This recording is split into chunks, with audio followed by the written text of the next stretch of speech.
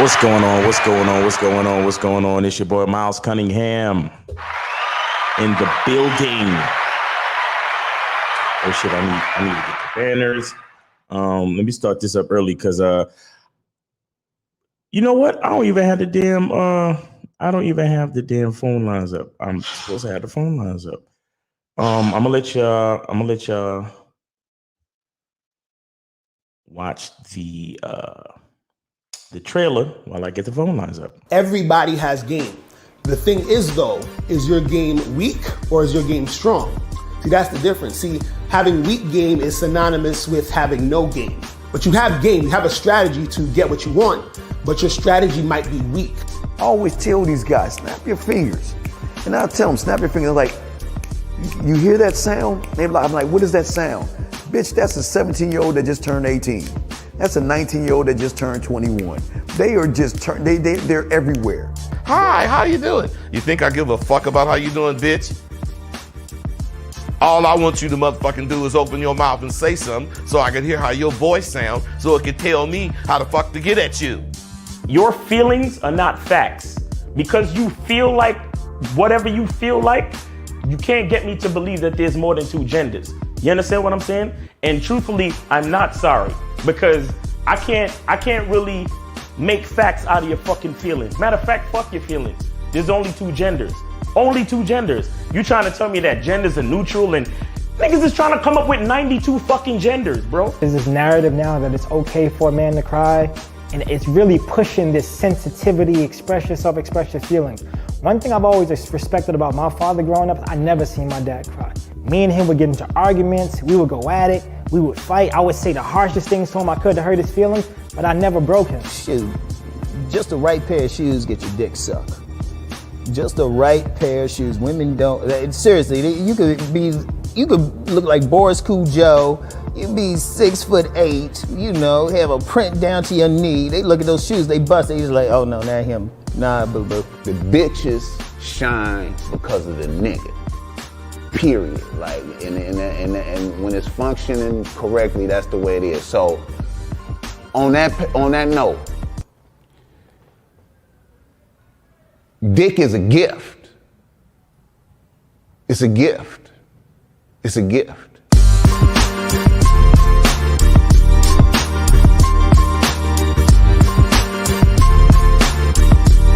You got to play your way from start to the end. That's having game. Because if you do that, what you expect is what's going to happen.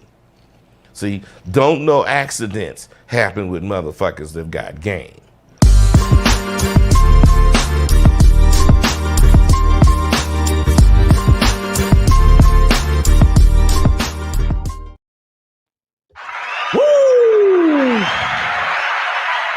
Don't know accidents happen to motherfuckers that got game. Look, man, I gave Lucario the night off, you know what I'm saying? Because he's been working pretty hard, you know what I'm saying? So I was like, you know what, brother?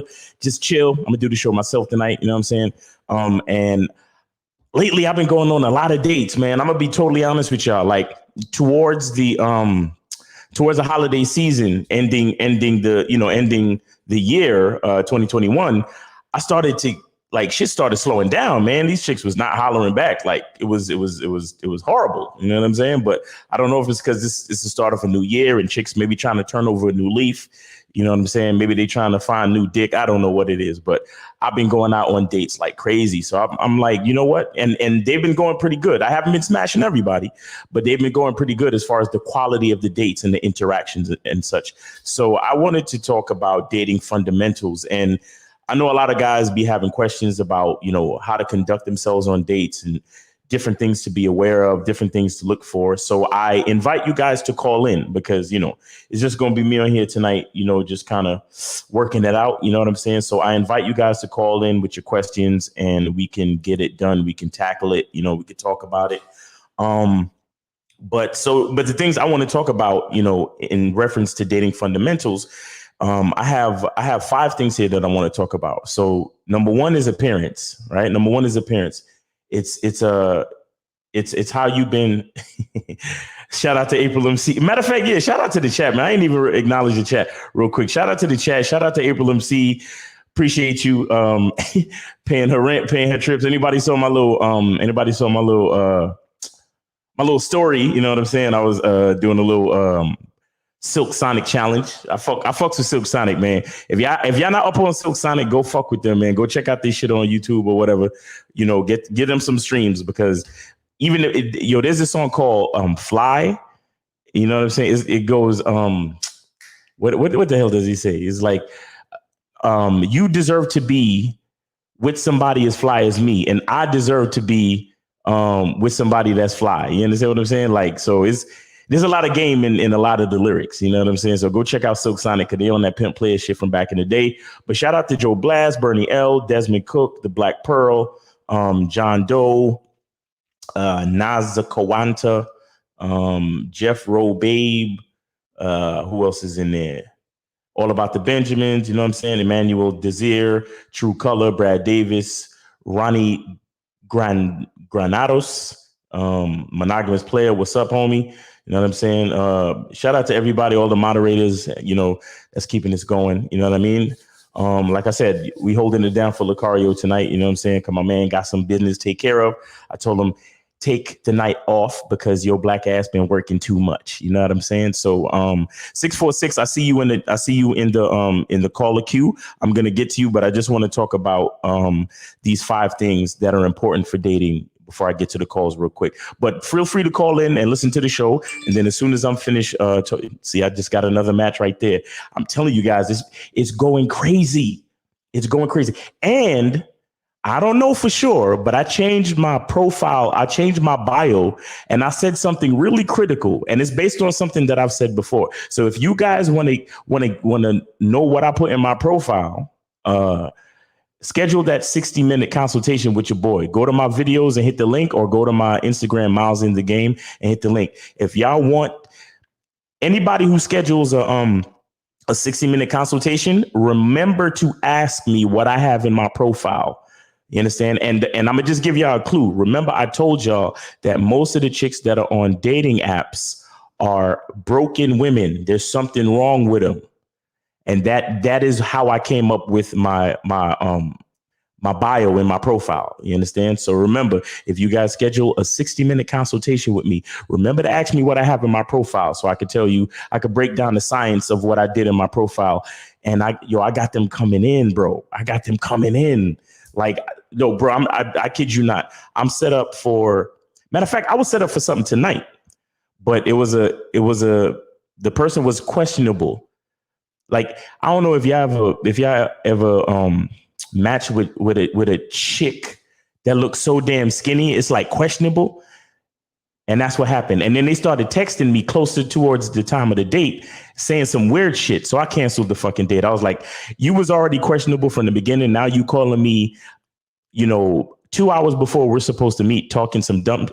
Actually, she hit me up an hour before the date and started saying some dumb shit.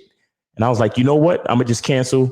Peace to you. And then I blocked the contact, because I had already had her in my phone and all that shit. You understand what I'm saying? But that's what happens, guys, when you start pulling them in. Sometimes the transformers be sliding through. You understand? And y'all know what I be saying in the fucking trailer. You know what I'm saying? I don't believe in all them genders and all that crazy shit. So anyway, but make sure y'all, schedule the 60-minute consultation, and I'll tell you guys what I have in my bio. I'll tell you why I put it in my bio, and I'll tell you why I think it works. And the results have been crazy. So like I was saying, I had something tonight. I got something Tuesday. I actually got 2 on Wednesday. I got something. I ain't got nothing on Thursday. I got something on Friday, and I got something on Saturday. So it's been so consistent lately. I don't know. But anyway, so it's 5 things I want to talk about as far as dating fundamentals. It's appearance, environment and logistics, conversation and activity. And then there's the proposal and seduction. And number 5 is ending the date, which can happen 2 ways. You end the date by smashing, or you end the date by making plans for the next meeting. You understand? And that's assuming that the date is successful, and that's the only thing I assume, because I don't want to spend time worrying about dates that don't go right. Let's not put our energy into things that are not favorable to our personal interests. Right. So the first thing is appearance. Now, notice, guys, even in preparing for this show tonight, I set up the blue lights. I got on the blue shirt, everything. See, are y'all hearing these matches? Look, I'm not even joking. You see that shit? I'm not even joking. Anyway, yeah, so you have to be thoughtful, right? I set up the blue lights. I got on a blue shirt, so it matches. So everything that you're seeing in the frame right now is visually pleasing to the eye in general, right? Because there's a flow, right? I got the background blurred out. I got the the blue motif going on, the blue lights going on. I got the blue shirt, so that matches, right? So as a and I always tell guys, I like make sure you have a full length mirror in your house, in your crib, in your room, whatever it is. For you guys that probably live at home with your parents or something like that. Make sure you have a full length mirror in your house that you can check yourself out before you leave, right? Because before you worry about getting compliments from the chick, you have to be totally 100% confident and in alignment with how you look. You understand? Because that's going to be a starting point to your confidence and how you move during the date. You understand? So appearance, right? And y'all know me. I have a whole, I did a whole section of videos talking about taking care of yourself as far as like hygiene, making sure your clothes is clean, scraping your tongue, you know what I'm saying? Brushing your teeth, making sure you use some mouthwash, keep your shit fresh.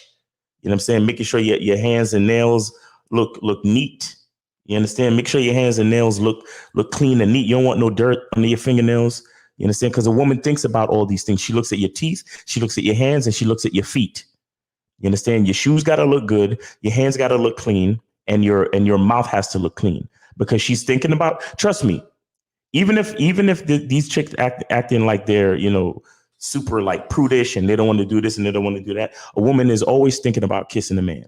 A woman is always thinking about a man touching her. You understand? And the woman always wants to know the type of man she's dealing with, so she looks at his shoes. You understand? So that's why appearance is super, super duper important. Then we have environment, right? So environment has to do with where you choose to meet this chick, right? Where you choose to meet the girl, or where you choose to take her, depending. Me, usually the first date, I'm meeting her somewhere. Now, after we've been seeing each other a few times, and I start to catch a rhythm, and I start to, if she's worth it, and if she's a certain class of woman, then I may pick her up. You understand what I'm saying? And then take her to where I want to take her. But environment and logistics. And what I mean by logistics is, so for example, I'm lucky enough where I live in the downtown area of my city. Right. So most of the bars that I like to go to are just minutes away driving, and maybe, 10 minutes away walking. You understand what I'm saying? So I can literally, take them right back to the spot easily. Right. But let's just say you're not like me, where you live downtown. Right. Always have a plan to go get. So always know the hotels in the area. Always know the motels in the area. Always know the spots. Or if you got a friend that got a spot or something like that. Right. Or if you're in town for the weekend, you're visiting the city, try to make sure your Airbnb is in the nightlife area or whatever. You understand? Or in the area that you might hang out with the chick at, because you have to make these plans in advance.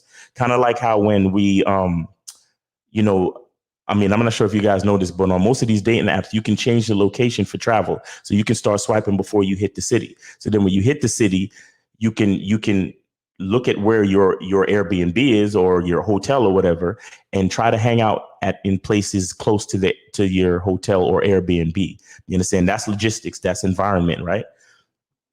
And another thing with environment is, again, choose places that you're comfortable in. Choose places that you like to go to. Like, I have this place that I like to go to. It's one of those. It's a speakeasy style mixology bar. And so what that means is it's a speakeasy Speakeasy just means that there were places called speakeasies during the Prohibition era, and a lot of them were always in like secluded locations. So, for example, the place I go to is like it's in a basement, right? It's a basement establishment, but it's huge though. It's huge. It's not like a little hole in the wall, but it's huge. But it's in the basement, so it's kind of like, you know, in the cut. You know what I'm saying? It's kind of like secluded, and it has a very vintage look. And the fact that it's a mixology bar, it means that you can get all types of drinks. It doesn't have to be alcoholic. You can get a really, funky beverage that, like, they have beverages that they burn, herbs, and like there's a beverage where they burn rosemary, right? So it smells real like fragrant and real cool, and and it could be just like fruit juices with rosemary or fruit juices with like mint leaves or something like that. So it doesn't even have to be alcoholic, you understand? But this is just a nice place. They play good music. That's something else that I like too. I love music.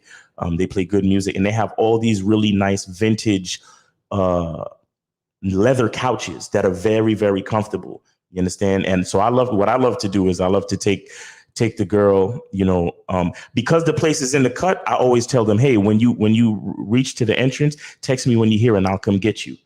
And for whatever reason, girls like that. It's like a show of leadership. It's like I'm bringing them into my environment, right? Because most of the time they never been there before. You understand? So I tell them, when you pull up to the entrance, I'll come get you. Just let me know when you're here, and I go get them. And then a lot of times I hear women say, "Oh, that was so nice of you coming to get me. I really appreciate that." It's like, guys don't do that type of stuff, and I feel comfortable with you. Blah blah blah blah blah. I even had a girl say to me, she was like, matter of fact, it was a date that I was on last night. Yeah, last night. Date that I was on last night. The girl asked me, and I said this on Instagram Live as well. She asked me if I owned the place. You understand? She was like, "Do you own this place? You seem like you own this place." But like, and again, that was just a matter of, the reason why she felt that way is because of the way I set things up. I came and got her when she reached the entrance. So I brought her down the stairs, and then I walked her to the back, and I showed her where to sit. You understand?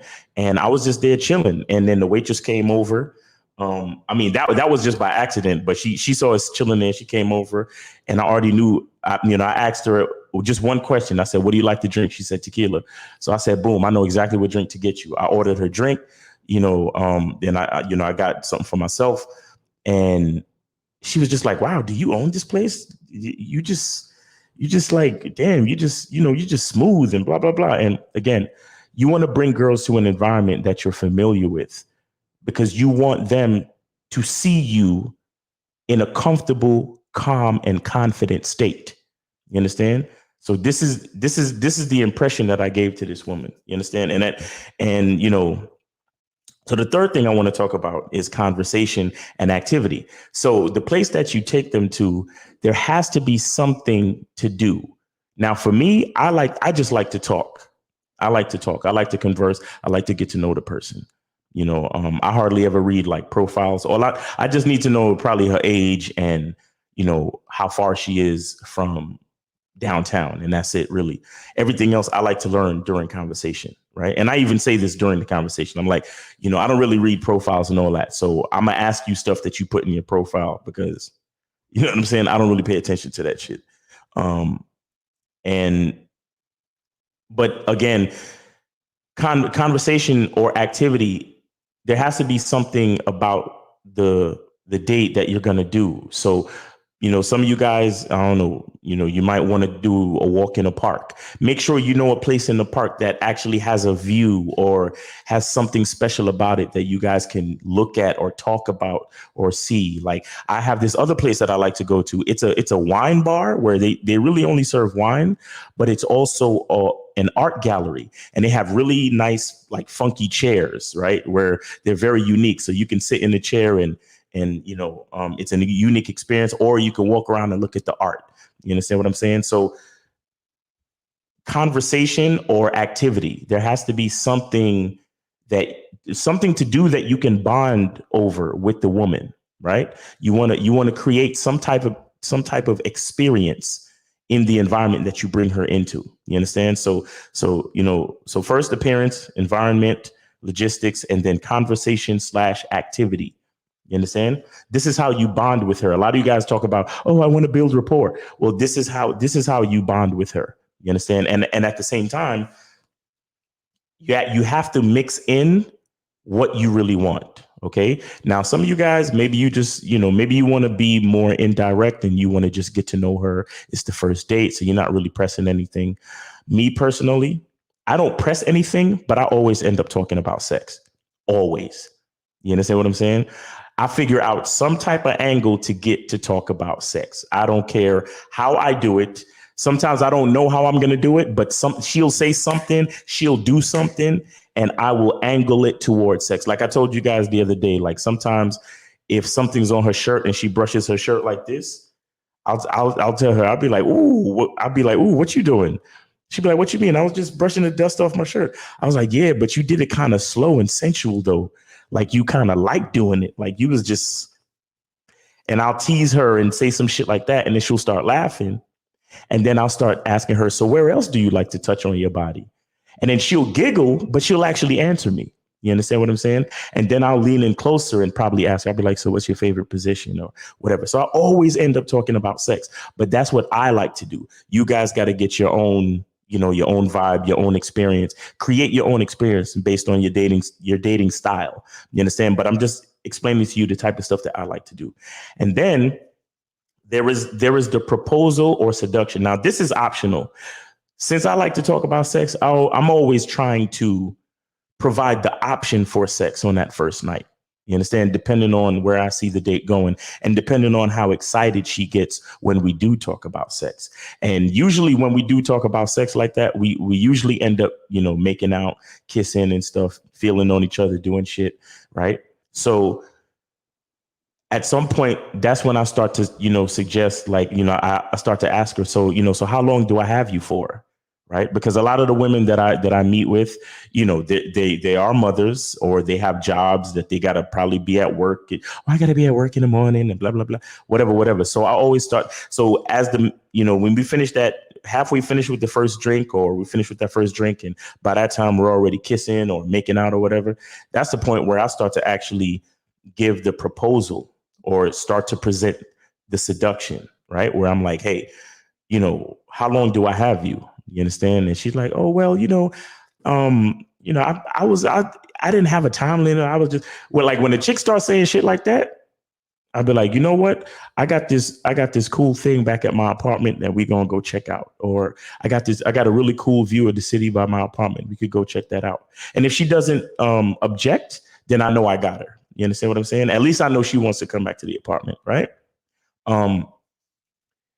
And trust me, when she steps into the apartment, I got lights like this on, but that's another thing. So that's the seduction. That's a proposal. You understand? Now, like I said, not every guy is looking for sex on that first night because I might be trying to be a little bit more indirect. Maybe you're trying to get to, know the girl.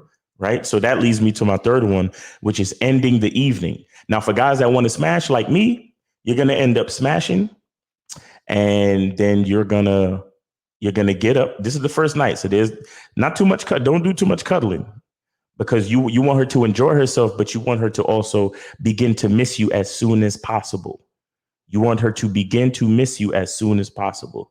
So after the smash, get her a towel or something, have her, wipe herself off, freshen up, whatever she want to do. Sometimes I'm more of a gentleman about that shit. Sometimes I'll find their clothes and hand them their clothes and shit. I hand them their clothes and like a towel, show them where the soap is and all that shit, like all that shit. Or sometimes I'll even take a shower with them or something like that. But again, it just depends on the vibe of the evening. Right. And, it won't be no long drawn out shit, but it'll be like, hey, let's freshen up real quick. Right. Or here's a towel, whatever, you can freshen up real quick. And so I have her knowing that it's pretty much time to go. Like I'm going to drive you back to your car or whatever. And then I always tell them to text me when they get home because that's how I feel like that's how the night should end. I want to know that you got home safely. And I also want to kind of christen the night with a text that shows that everything that we did was consensual and mutual. You understand what I'm saying? That, and, say, be like, hey, I made it home. Hey, glad you made it home. Had a really good time with you tonight. And then she say something like, yes, me too. I had a great time. All right, good night. Have a good night. Whatever. So that's how you end the night, with the smash. Now, if you're not smashing, then you're ending the night by, walking her to her car, or walking her to her bus, or whatever it is, walking her to her train. If you're taking public transportation, if you're in the city, waiting with her for her Uber, whatever. And then during that time, you got to make plans for the next time you're getting ready to see her. At least discuss it. You don't have to. In most times for me, I don't really have to nail down all the details, but I at least want to start to discuss. Hey, so when is the next time you're free, right? Or what day next week is best for you? Because like I always say, a rule of thumb is once a week, right? So you see her this week, you ask her what day next week is best for you, for us to meet up again, or for us to hang out again. Because I really enjoy my time with you. You're a cool person, blah, blah, blah, like all that stuff, right? So she'll say Wednesday, right? And I'll be like, all right, perfect, Wednesday. So here's what I'm gonna do. You're going to go home. You're going to text me, let me know that you got home safe. And between today and the end of the week, I'm going to text you all the details for when we meet up on Wednesday. You understand what I'm saying? You let her know that you're going to take care of everything. You understand? Because here I want to also tell you guys something too. What happens with a lot of women is that during these dates, they don't always know if you're all the way feeling them. They don't always know if they're validated by you. They don't always know that you even care to see them again, especially after you've had sex, right? So what you always want to let them know that you're interested in seeing them again, that it wasn't just that the date was actually good. Like, these are the situations where validation comes in handy, because a lot of women, they go out on dates, and sometimes they have what they think is a good date, and the guy never calls them back. Or they go out on dates, they have sex with a guy, and the guy never calls them back. Because a lot of guys, as we know, they have a lot of vitriol for women. They have a lot of, sneaky intentions for women. So they act like they like them. They have sex with them, and then, they never call them again. I guess that's what they call pump and dump and all of that nonsense. Me, on the other hand, once I have a good time with a female, I automatically want to see her again. You understand what I'm saying? Like, it's no problem for me. I love women. I love hanging out with women. I love spending time, having sex, all of that good shit. You understand? So I'm looking at it like, yes, I want to see you again. I want to check you out next week. You understand? But still, there's limitations. Like I said, I'm not telling her, hey, so you want to hang out tomorrow?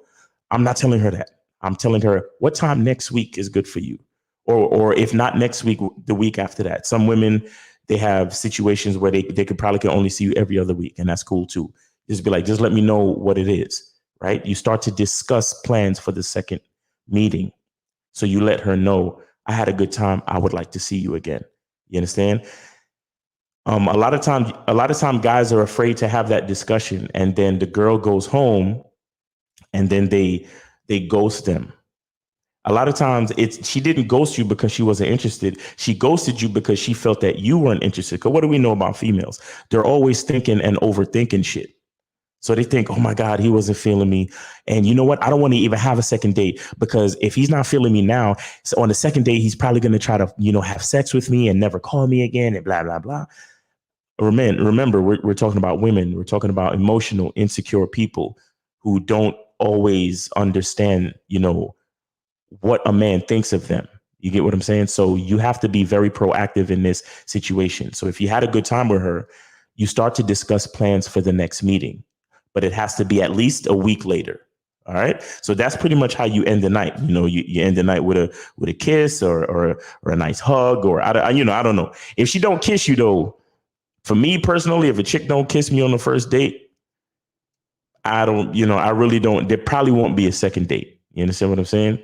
But if we did make out, if we did get hot and heavy, but we didn't smash, I feel like there's possibly a second date. And in those situations where we don't smash, I leave it up to her to holler back at me, because I'm busy still messing with chicks that's giving me ass. You understand what I'm saying? So I'm not worried about one chick and her, she's her trying to figure out the decision. But when she feels like it, it's up to her to hit me back, and then we could have that second date, because I'm already dropping hints about what's going to happen on the second date.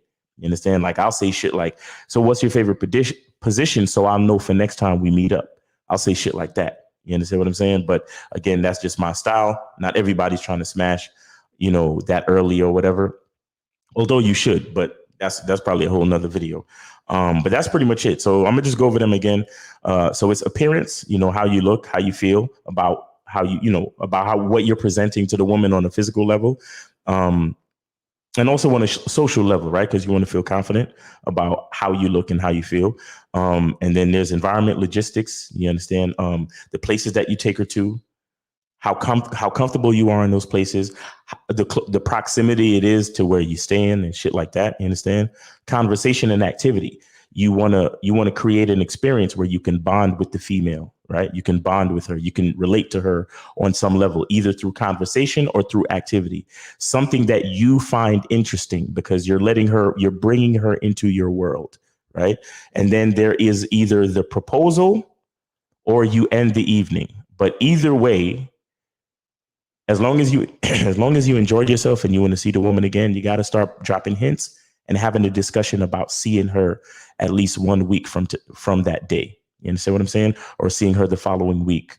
You understand? So these are things that we got to do in the fundamentals of dating. And I'm going to take this call real quick. 646. 646. What's going on, bro? Thanks for holding. What's going on with you? I'm gonna gut you like. Oh my God. You waited so long. He waited so long for that. And y'all can put questions in the chat too. If you have any questions, y'all can put questions in the chat and y'all could call in. Yeah, but that's all right. So we got Jay. Jay says, J98 says, how can you check a woman's hygiene before you go to kiss her on the first date? Check a woman's hygiene. So I'm assuming you're talking about her oral hygiene, right? Her mouth. Me personally, I look at a woman's mouth, and usually I end up talking real close with them. So it's a if I'm in close proximity, then I can pretty much smell if they have terrible breath. You understand what I'm saying? This is why you have to work on your behavior and how you carry yourself on dates, because you want to get close to the woman, right? You want to smell her perfume. You also want to smell her breath. You want to make sure that she is clean in that way before you kiss her. So yeah, that's very important. But like for example, a lot of guys, they're afraid to sit next to the girl. They sit over on this side, and then they have the girl sitting on the other side. Not me. If I go to a restaurant situation or a bar where it has a booth, we're sitting on the same side of the booth. You understand? Because I want to put my arm around, I want to get close to her and all that type of shit. Let me see. All right, let's get this call real quick. 707, you are on live with Miles Cunningham. What's going on with you? I'm doing good. How about yourself, Miles? I have a question for you, bro. I'm chilling, bro. All right, go ahead with your question, bro. Okay, you know how a lot of times people look at bars at a place to go pick up women, but like at a bar, they're drinking, right? So how you gonna hook up with her that night if she's been drinking? What you mean? How? What do you mean? I know if a woman's obviously drunk, you shouldn't hook up with her. I know that. Why? Yeah. But, okay. Okay. But what about she's been drinking and you didn't see her drinking, and she's not drunk, obviously. It's obvious that it's not like blatant obvious that she's drunk. Should you still try to hook up with her? What do you think? Well, see, this is what I'm talking about as far as having awareness when you're talking to women. You should be you should be able to talk to a woman and get an idea of where she's at to know if she's kind of drunk or not. You understand what I'm saying? Because you know what, I run into these women and I didn't know they were drunk, and they were like flirting with me. Okay. And but but I was working, so Uh-huh. I and it's against the rules to hook up with women while you're working at the place where I work at. Okay. But they were flirting with me, and they like invited me over to their resort, to their To the what room? do I call it? Yeah, invited me to their hot tub in their resort, Okay. and I turned it down because I felt in order for me to do that, I would have needed to say something sexual to them or show my sexual interest in them to like be able to gauge their reciprocal sexual interest in me. And in order for me to do that, I would have to risk me putting her off, and I'm at work. What if they complain about me? And then the next day, I talked to a psychic, and they told me that they were drunk, but it wasn't obvious to me that they were drunk. Honestly, You needed to and talk like, to a psychic? yes, Oh, Jesus. Um, okay. If you're at work and the rule is not to mess with the women, then just don't mess with the women at your job, bro. Like, just don't do it.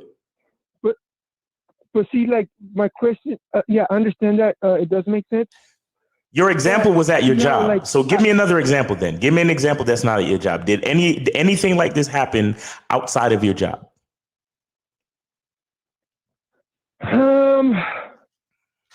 Well, sometimes, well, I'm just See, it's never happened outside of your job. It's never happened outside of your job. And what I'm telling you is that when you're in a regular environment at a regular bar, all you need to do is talk to the woman and have a certain level of awareness to figure out if she's drunk or not. And if she's too drunk to where you feel comfortable, then you leave her alone. You understand? If you think that a woman being drunk will put you in danger, then you leave her alone. Period. Okay, that makes sense. Yeah, you just explained my question. So like, if I start talking to her and I feel like she's too drunk, Yes. like, okay, she's off limits. Yes. But like, if like I don't feel like she's drunk or drunk enough because it's not plainly obvious that she is. Right. Then like, you think it's okay, or what do you think?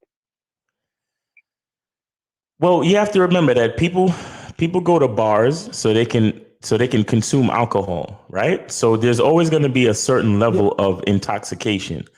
But as long as the woman has her faculties and she is coherent, then you should be in a good space. But if she's falling all over the floor, if she's slurring her words, if she can't, make eye contact with you, then that means that you should leave her alone. That's what that means. You understand? Yeah, but again, this is about your level of awareness. It's not as much about the woman as it is about your level of awareness. And I'm talking to you right now, and I can tell that you don't have enough experience in this to even know when a woman is drunk. Do you understand? So what you need to do is you need to casually talk to more women at bars so you can understand the different nuances of what a drunk woman may sound like. Not to sleep with her, but just talk to them just to see the different levels of intoxication. Do you understand what I'm saying? I do. But you know what? Like, I don't drink. I'm against drinking. Okay, so why are you talking about wait. You don't drink. So why are you talking about women at bars? Because, like, hypothetically, what? No. Let's not do hypotheticals, bro. Let's not do hypotheticals. If you don't hang out at bars, then why would you be worried about women at bars? Because, like, I do hang out at bars indirectly, but I don't go there to drink. You hang out at bars indirectly? Explain what you mean. Meaning that I don't go there to get drunk or even get one drink. I just go there to look at the hoes. You go there to look at the hoes? Yes. Okay. Is there a place that? No, hold on. Is there? Bro? Let me ask you something. Is there a place that you personally like to go to?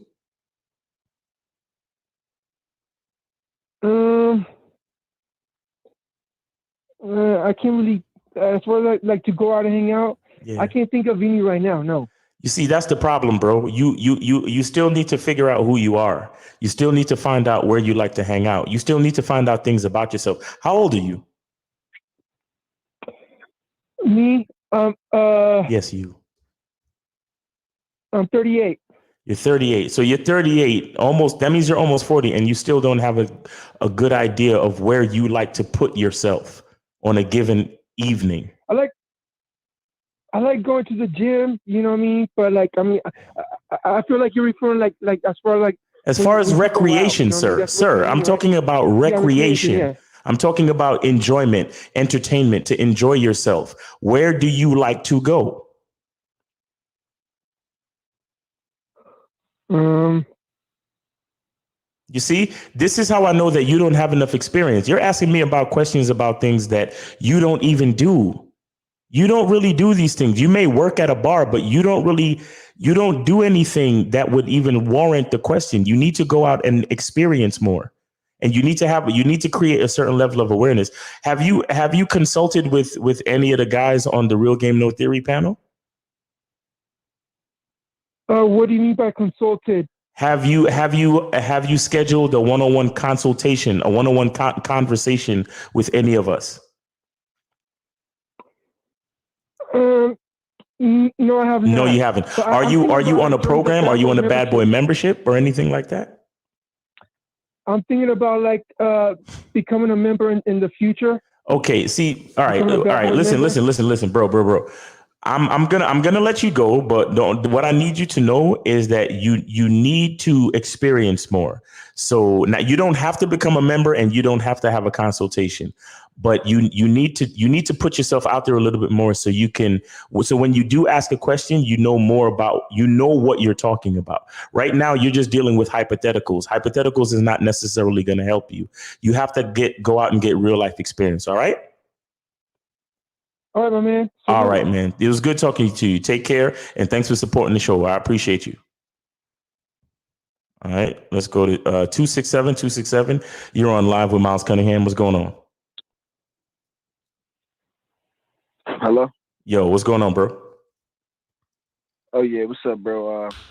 So I just wanted to call in because I wanted to know how should you, what's the best way to prioritize dating in your life? What's the best way to prioritize dating? Well, yeah, I think it's really just a matter of time management. You just got to schedule your day.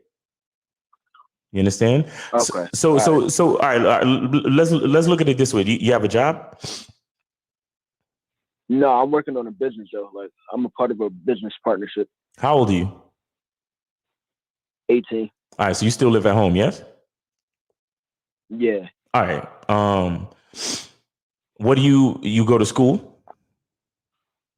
No, I just graduated in June. All right, congratulations. What else are you trying to do? As you trying to go to college? No, I just want to start my own fitness business, and you starting your own fitness business. Tell me how on a given day how do you do that? What's the business? What does that entail? Like, what do you do with that? So you're talking about like with the journal I'm already doing? So yeah, basically what I do is like a DMO. So that's a daily operation of the business and how we function in a business and how we invite people to come join our business. And I basically just schedule a certain time out of the day to just handle that. Then the rest of the day is just like I'm not really doing much. You know what I'm saying? All right, so you have a fitness business, so that means you have to keep yourself fit, right? You got to work out and shit so you can look a certain way so you can recruit people, yes? Oh, right. Yeah, my bad. I left that out, bro. See, bro, like how the fuck am I telling you about your business and I don't even know what the fuck you're doing? Do you understand how crazy that is? Yeah. Okay, I'm just pointing it out. No, I ain't trying to no shade, no nothing. Just trying to point it out. And I know you were a young boy, so it's all good. It's all good. That's my bedtime going. It's all good. So, I'm not trying to get at you like that, but I need you to understand. I need to point that out just so you can see that. But anyway, basically it's about priority. It's about setting up your schedule for the day. So if you work out for an hour, then you know, okay, I'm gonna get up, I'm gonna take my supplements, I'm gonna work out for an hour, and then after my workout, I'm gonna take a shower, get dressed, and then I'm gonna do my marketing scheme, right? Whatever that is on Instagram, maybe you could do a video or something. Maybe you could talk about some fitness shit and put it up on YouTube, whatever. That might take 2 to 3 hours or something like that. And then after that, in your downtime, right now, how do you source women? I use right now, I'm gonna keep it a being. Like for a minute, I ain't even been in the field too much. You know what I'm saying? Like I just been focusing on my business and shit like that. But I do want to start to get into it in your life. You know what I'm saying? So, all right, no. But all right, so just answer this question for me. In your life right now, where the bitches at? Like, I'm not saying that the bitches that you have. I'm just saying, where are the females in your life? In your day-to-day passings, are there any females? Do you see or come in contact with any females, and where they at? Currently, no, but it is a lot of females around. You know what I'm saying? Like, what city are you in, or what city are you near? I'm in Philly right now. You in Philly, okay? And so you just kind of stay home and work on your business and work out and shit. Yes. Yeah. Okay.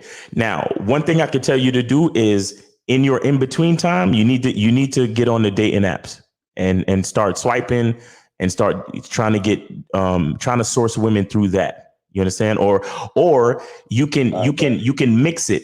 You can mix your business with your sourcing, because you can market your fitness business on Instagram and start hollering at chicks. Mm-hmm. And be like, yo, you seem like a pretty fit girl. I would love to work out with you and possibly do some videos to promote my fitness business. And at the same time, you kind of cute. What you doing Friday night? You see what I'm saying? Right, I feel you. So once you do that, right? So you can say to yourself, I'm gonna get up, I'm gonna work out for an hour and a half, whatever. Then take a shower, get dressed. Get dressed now. Like, honestly, get dressed. Don't just put on bullshit and some slides. I'm talking about get dressed, so you look good, I don't do shit like that. Right? However you market your business, seriously market your business for maybe 1 to 3 hours, or however you do it, right? Maybe eat some lunch or whatever you do. Maybe that's a half hour. And then that other time, you say to yourself, well, for an hour or two, I'm going to do what Miles Cunningham suggested, where I'm going to get on Instagram and I'm going to search chicks and I'm going to talk about my fitness business with them, but I'm also going to let them know I'm interested in dating them. You understand? I bet. And so now you have your whole day scheduled out. And then in the evening, you have dinner with the fam. And then maybe you call up your boys and y'all talk, or you said you're in a partnership, right? Yeah. Right. So maybe you have a certain amount of time where you have a conference with your homie, and then y'all talk about your business and what your plans are and whatever. And then that's your day. That's your day. But then I got a little night routine too. So I just you have a what routine? I said like a night routine. I got a night routine too. So what does that entail? I read 15 minutes a self-development book, hop in the shower, you know what I'm saying, brush my teeth, shit like that. Okay, so you have it. So look, right then and there, you have an understanding. So you prioritize your night routine, right? No, I ain't even started yet. You ain't started yet. It started at 8:45, but I've been waiting because I got another call. Okay. I got another a team call. So you got a team call. Okay. But all I'm saying is you have an understanding of that there are things that you need to do on a consistent basis. Right. So that's what I'm saying. There are things that you just have to do on a consistent basis, and you have to schedule it out. You understand? And you have to put a certain amount of time to each thing that is important. That's what prioritization is called. Like, that's basically what prioritizing is. But you fit important things into your schedule, right? That's all it is. All right, bet. All right. So good luck with that, and good luck on your business, bro. I mean that sincerely, and thanks for supporting the show. All right. For sure. Thanks, bro. Appreciate you. All right, peace, man. All right, let's get to 513. 513. What's going on with you, 513? Hello. Hey, buddy, what's going on? What's good, man? What's up, bro? How you doing? I'm doing pretty good. I have kind of a weird question. Okay. My girl and I were kind of in we are in an open relationship, Mm-hmm. and I do see other women, Okay. and she does see other guys, Okay. and for some reason that still stings me a little bit. Is that some kind of insecurity or an ego thing? It's both. It's both, and it's mostly. I'll tell you, it's normal, bro. It's normal, right? But how old are you? I'm 30. You're 30, and how long you guys been doing this open thing? Since we started being together. How long? Since November. Yeah, we've been together since November. You've been together, and when you first started, you both agreed that you wanted to be open. Yes, actually, when we first met, which was a year ago, because I've dated her for a year, we talked about it. I knew the thing. I had it in my last relationship as well, but there was still some sting there. But I don't really react to it because I try to separate my actions from my emotions. But I can't help. Sometimes there's just a little sting every once in a while. Okay, so what about it exactly stings? I don't know. I guess. No. Listen, bro. Look. I will end this call right now if you're not totally upfront and truthful with your shit, bro. Don't fuck with me. I will end this call right now. Now I'm gonna ask you again exactly what stings about the situation. I think she'll find someone better than me. Okay, now, so what you're dealing with is definitely an insecurity. That's what you're dealing with. Okay. Okay.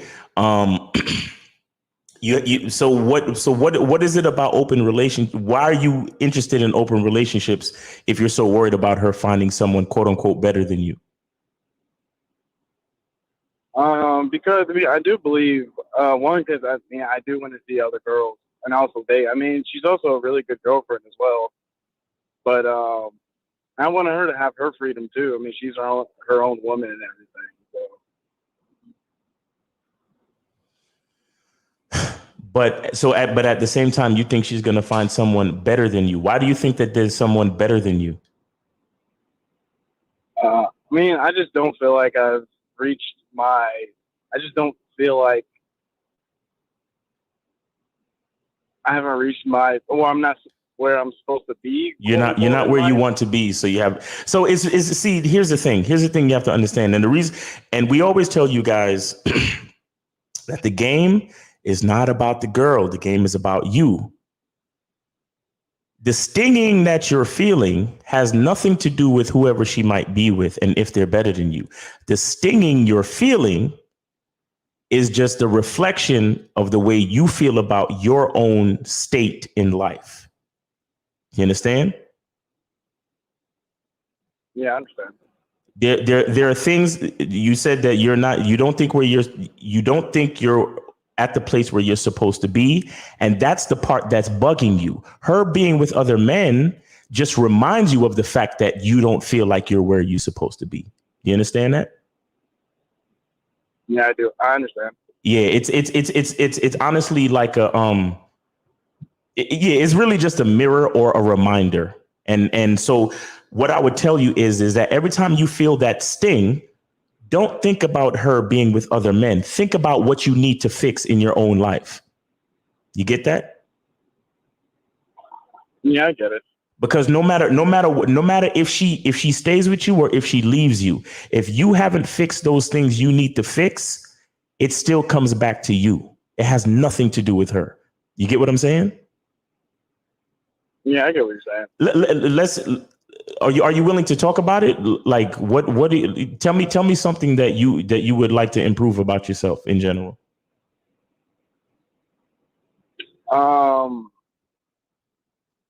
I mean, honestly, like objectively speaking, I'm not doing that bad, like at all in life, really. I guess I guess it's just some insecurities I have in myself. Like, I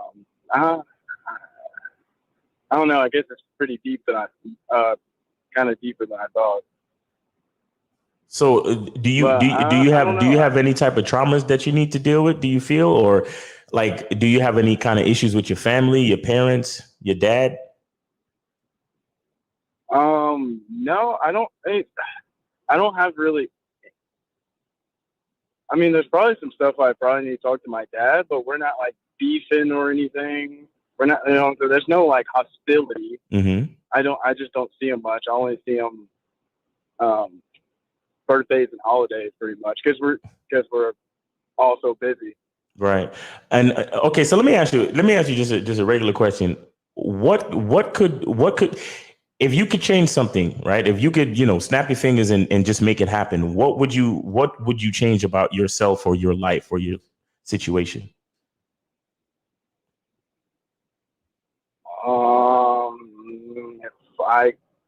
If I could just change it. Yep. I guess how I see myself really, because I guess I don't really see myself. I just see myself okay, and I guess that's the issue. You just see yourself as okay. So that's what I'm saying. What could make you spectacular? What could make you spectacular?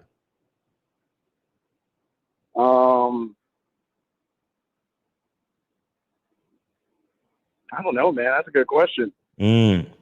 So you're looking down upon yourself and you don't even know why. Yes. That's interesting. That is interesting. Yes. Now, let me ask you a question. Have you ever met anyone exactly like you?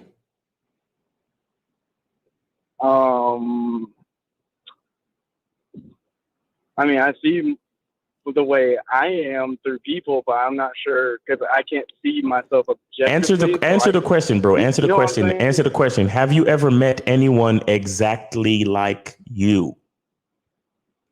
No. Okay. Now, do you think that that's a good thing or a bad thing?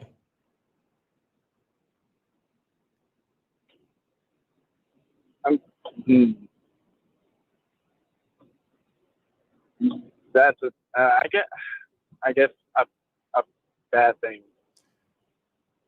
It's a bad thing that you've never met anyone like you. Okay, see. I mean, I guess that's you see where I'm going. Yeah, I know the right answer, but it's just how. No. There's no such thing as a right answer. There's no such thing as a right answer because the answer is just going to lead you to the truth. So there's no such thing as a right answer. If you think it's a bad thing that there's no one else on this planet like you, right? So that simply means that there's something that you can't put your finger on that you don't like about yourself, bro. That's all that means. That's all that means. That's why there's no right or wrong answer. The answer that you give is going to lead you to the truth. And I'm telling you, on just my humble opinion, you can take it or leave it. There's something about yourself that right now you can't put your finger on it. During this conversation, you can't seem to put your finger on it for whatever reason. Maybe you're nervous, maybe you're just not thinking straight, or maybe you literally can't figure it out. But there's something you don't like about yourself. You understand? Because you started out by saying you thought this was about the open relationship situation with your girl. And then you said something about her finding someone better. You understand? And then I asked you. I do. Yeah, go ahead. Give me 1 second. I mean, I listen to you guys all the time. I know, I know it's an inward thing. I know it's an inward thing, but it just reminds me of it when she sees the other guy, I guess. Like, I know it's an inward issue. Yeah, we discussed that. It's her being with other dudes just reminds you of the possibility that she might like another guy, quote unquote, better than you. But that has everything to do with what you think of yourself. And what I'm saying to you is you probably, you know what, I'm gonna just get to it. You probably need to go talk to somebody, honestly. Because because I'm not a therapist, so I can't tell you what it is. You have to talk to somebody to really seriously uncover what that is and then deal with that. It might be trauma, or it might just be self-image. Maybe something happened in your life that kind of diminished your confidence or something like that. You understand what I'm saying? But the fact that you're not celebrating your unique identity means that there's something about yourself that you don't like. And so you have to figure out what that is in order to fix all the other problems that you think you have. Because all of your problems actually stem from that thing. You get what I'm saying? Yeah, I get what you're saying. Yeah. So you need to get to the point where you like the fact that there's nobody else on this earth like you. You need to like that shit. If you don't, then there's something wrong and you need to go figure out what it is. And it has nothing to do with your girl. It has absolutely nothing to do with your girl. And if you're trying to put it on your girl to try to figure out what's stinging, it stings. No. Oh, it stings. What kind of bullshit is that? It stings when my girl goes out with. Come on, bro. I know. I guess I'm my bad, man. I guess No. Don't apologize. Don't apologize because I feel like this call was good for you. I feel like it's leading you into a direction where you really can see what the real problem is. Because you called in thinking it was one thing, and I've exposed the truth to you that it's something else. So this call was good. Don't apologize. Yeah. It was good. You understand what I'm saying? Yeah, I never blame my girl for anything. Like I it's always I listen to you guys. It's always the man's fault. Right. So. Yeah. So go talk to somebody, man. Yo, how old are you? You said you was again? 30. 30. Okay. Yeah. Yo, go talk to somebody. Look, therapy is not as uncommon as you think, man. Seriously. Therapy is not as uncommon as you think. No, the same reason why you guys listen to us. No, my girl does therapy. Exactly. So shit. But I'm gonna tell you one thing. Make sure you get a male therapist. You understand me? Yes, sir. Never talk. Don't you ever talk to a fucking female therapist, and don't go to couples therapy either. If the couples therapist is a female, do not do it. Trust me. I've been there and I've done that. So trust me. All right. But good luck to you, and thank you for calling in and sharing your story, man. I appreciate you. Thank you, sir. Appreciate it. All right. Take it easy, bro. All right. Let's get to 646. What up, 646? You on live with Miles Cunningham. What's up? Yo, it's good. And don't do that voice, man. Shy from Brooklyn. What's up, man? I'll be feeding these bitches. I don't sound like that, man. What's up with you, bro? Good to hear from you, man. How you doing? I'm good. Chilling. I just had a quick question. Okay. I'm actually about to see one of my chicks in Harlem. Okay. She got a little spicy. So I just wanted your input about, whether she was being disrespectful or not. But I kind of figured she just had a bad day. But nigga, let's hear this shit. So pretty much Stop trying to give her excuses. Doctor, actually. All right, go ahead. I'm sorry. I keep talking. So she's a doctor, or at least she's doing her residency. So she's about to become a listen. Stop trying to qualify the disrespectful behavior and tell me what the fuck she said. All right. So she called me. She wanted me to come over today because she had an exam, and she was like, "I had a long day, so come over." So I was like, "All right, cool, no problem." I was like, I wasn't planning to come over, so I was like, you know what? Order me some food, call me a cab to come to you, and I want to see you naked, and I want you naked. Mm-hmm. She was like, no. I was like, what do you mean no? No to what? She was like, to the naked part. I'm like, what you mean no? She was like, well, you could have said it in a better way. I'm like, yeah, no, man, no.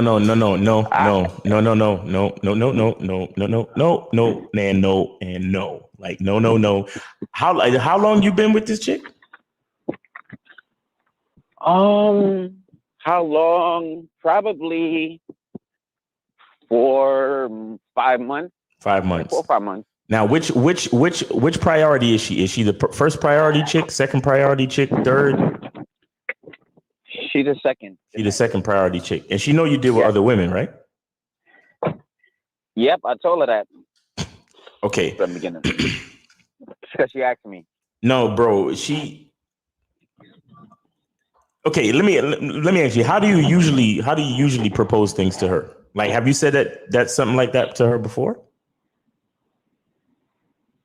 No, absolutely. Yeah, I mean, I'll tell her if she's coming over by me, I'll say, listen, wear a dress, wear this wig. You know what I'm saying? Right. So I'll tell her what to wear. I'll tell her, okay, I want you to make me X, Y, and Z. Let's go here. Have you ever said, I want to see you, I want you naked, or I want to see you naked? I haven't said that before, but I've said I want you in this particular outfit or this, lingerie. Mm-hmm, you know what I'm saying? It just depends on the day. There's not much difference then. Mm-hmm. There's not much difference then, bro. So you have to understand that her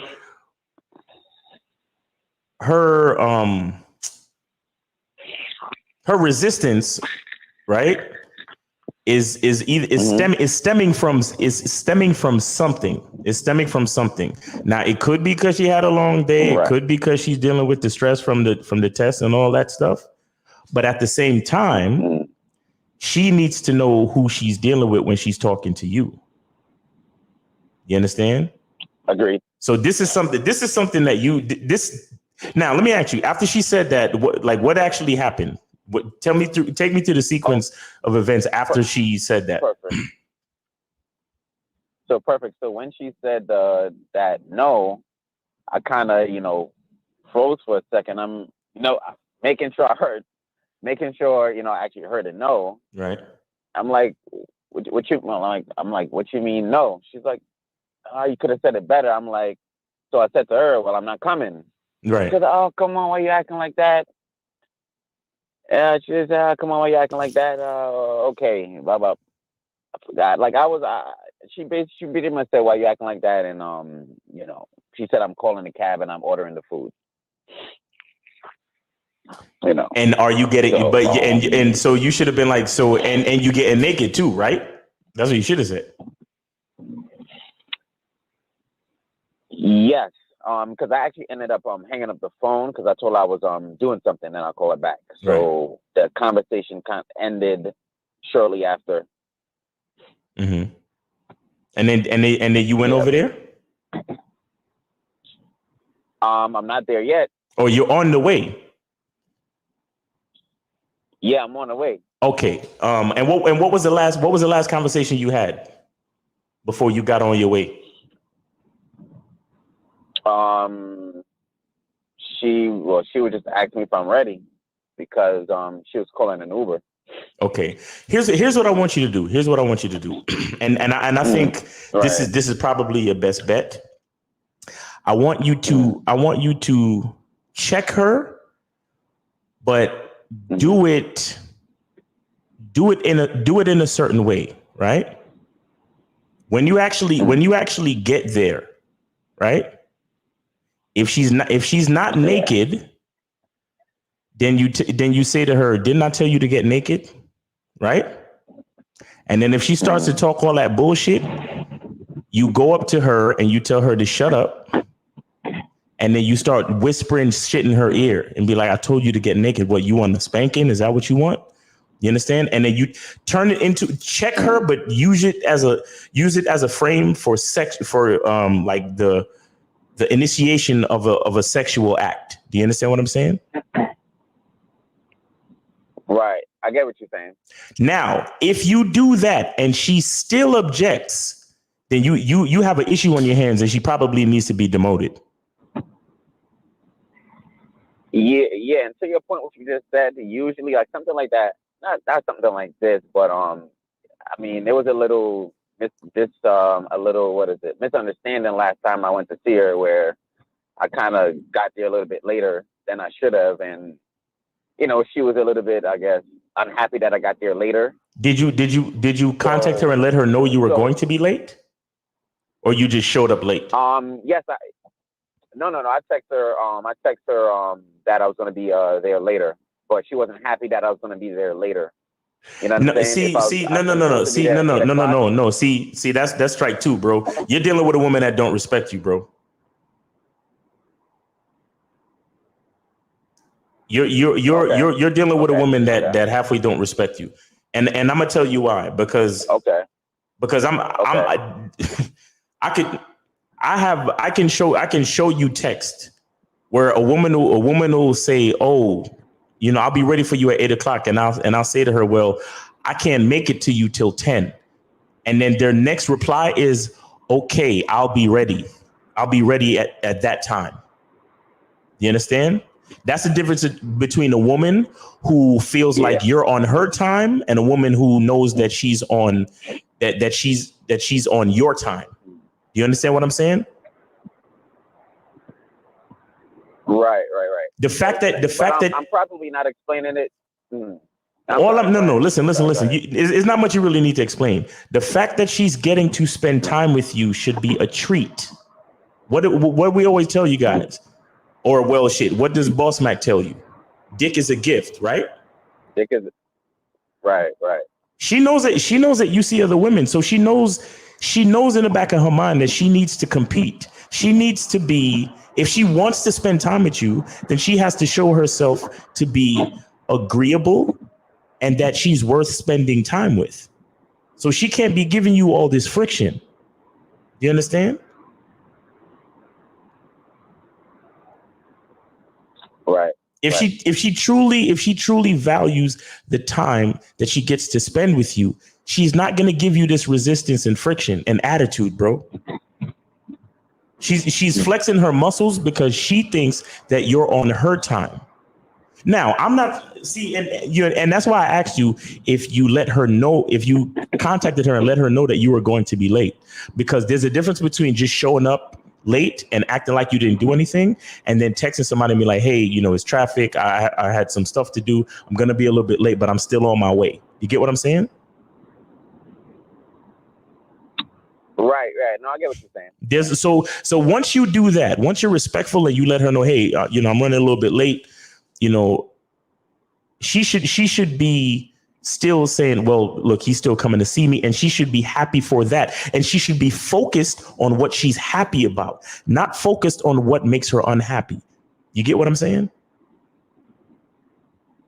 Right. When a woman begins to focus on what makes her unhappy about you, that means she's losing respect for you. That means she doesn't consider the time spent with you to be that high value that she used to think it was.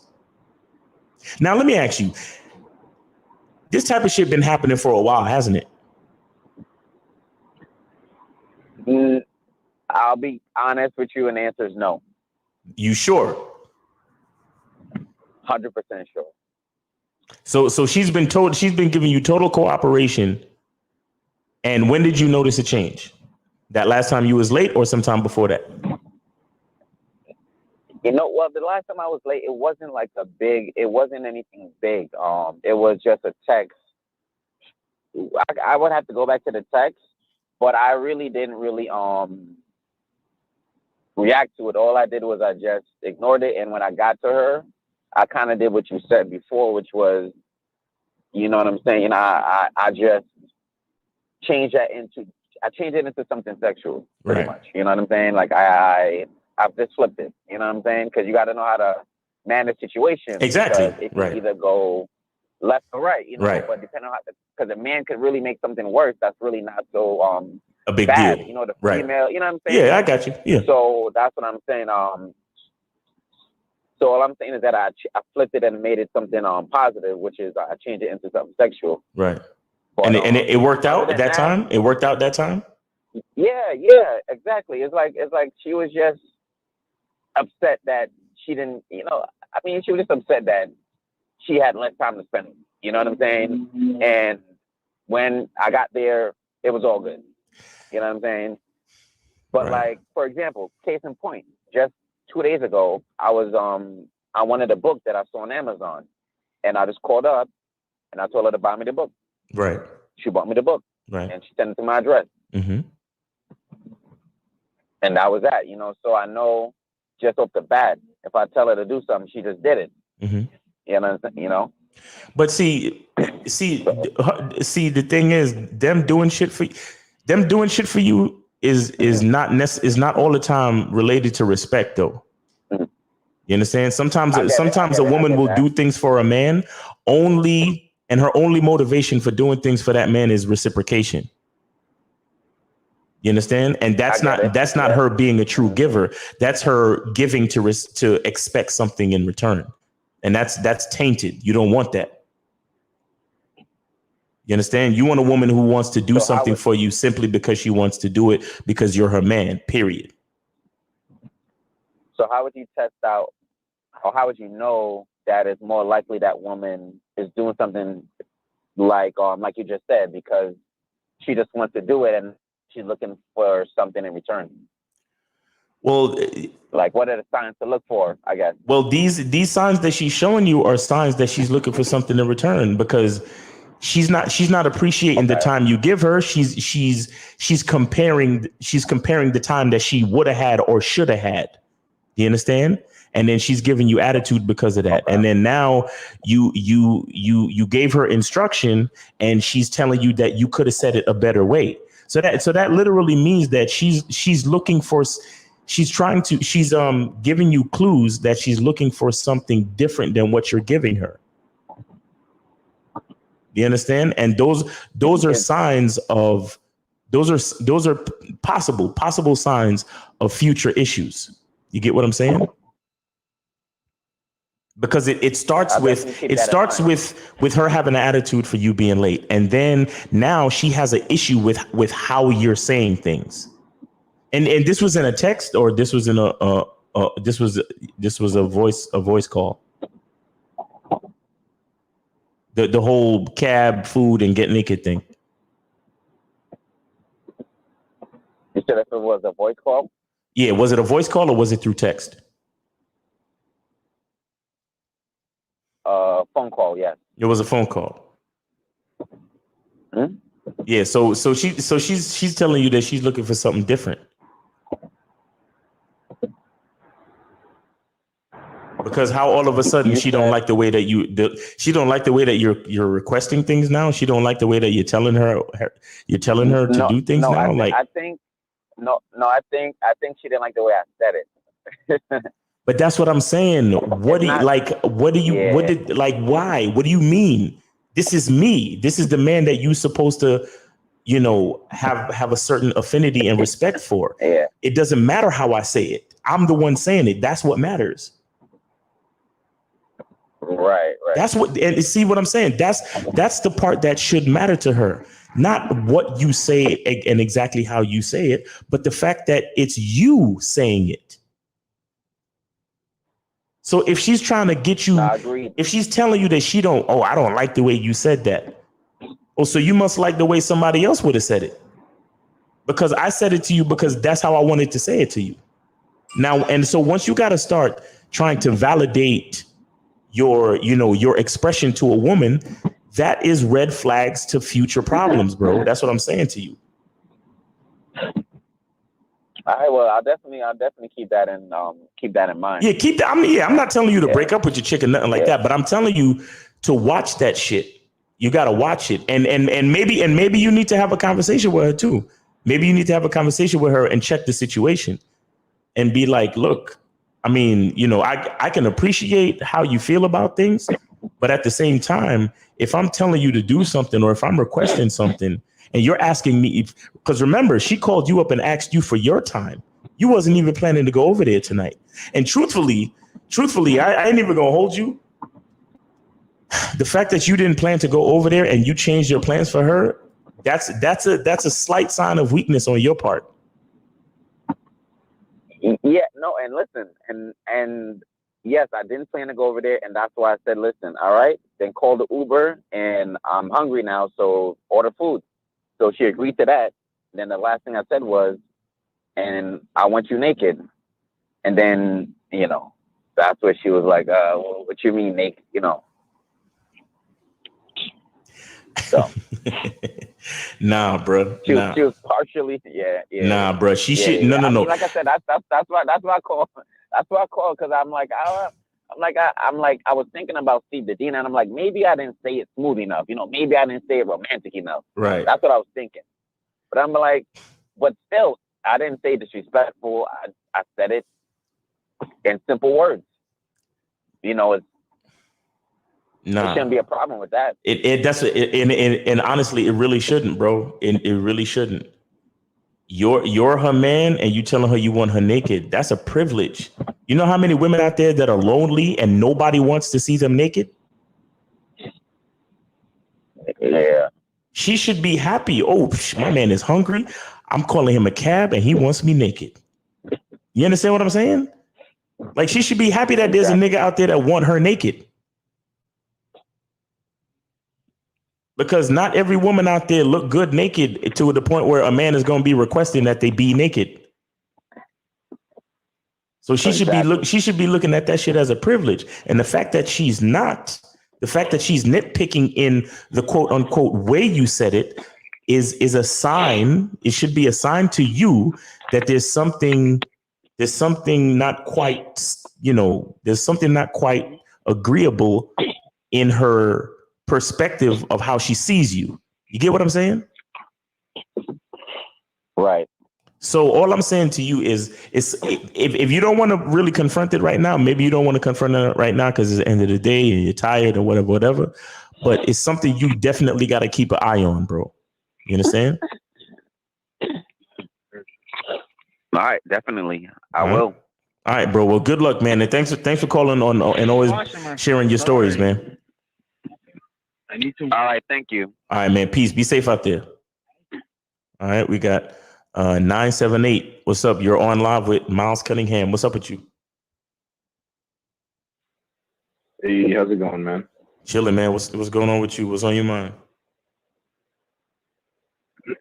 So I just had a question. This question has been in my head for a little while now because so basically, I've been following you and Mr. Lucario for probably about like 3 or 4 years now. Yeah. So I've been on the Bad One membership and everything at one point, but okay. Basically, like I just been thinking about this recently. How for some reason, so I'm trying to figure out why this is. I keep attracting like the same chicks, but in like a different body. Like, does that ever happen to you? Sometimes that happens. Sometimes that happens. But explain to me what you mean more specifically. So, for some weird reason, I swear I'm always attracting a specific type, and that type is always like they either have like some like crazy like mental illness or like a ridiculous amount of trauma, right. Or even both combined. Mm-hmm. Like I swear some of them are just like undateable. Actually, I just broke up with some girl I was with for like 2 years because she was trying to get like disrespectful and stuff like that, and she was just like, she was like that for like a while, but I kept checking her, and then she just eventually kind of kept doing it, and it just wasn't working out. So I was like, I can't do this. Right. But it's a specific type, and I don't know if there's a way to change that because it's like it's happening like often. Where do you usually meet these girls? Some of them I met on Tinder. Some of them I met through mutuals. Some of them I've met through places I've worked at. But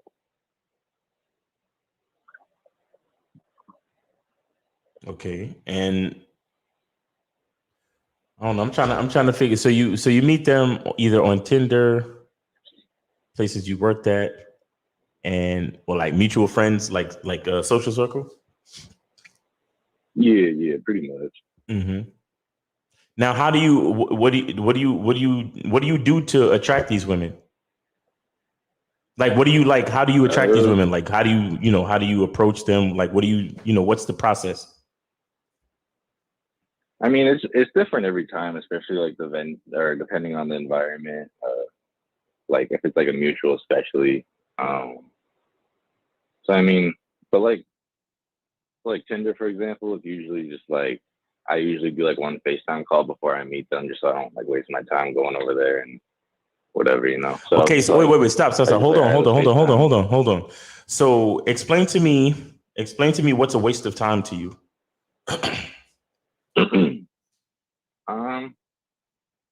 Like if I go, like I say, like I set up a date or something, right? And I just go and I just don't like something about her or something like that.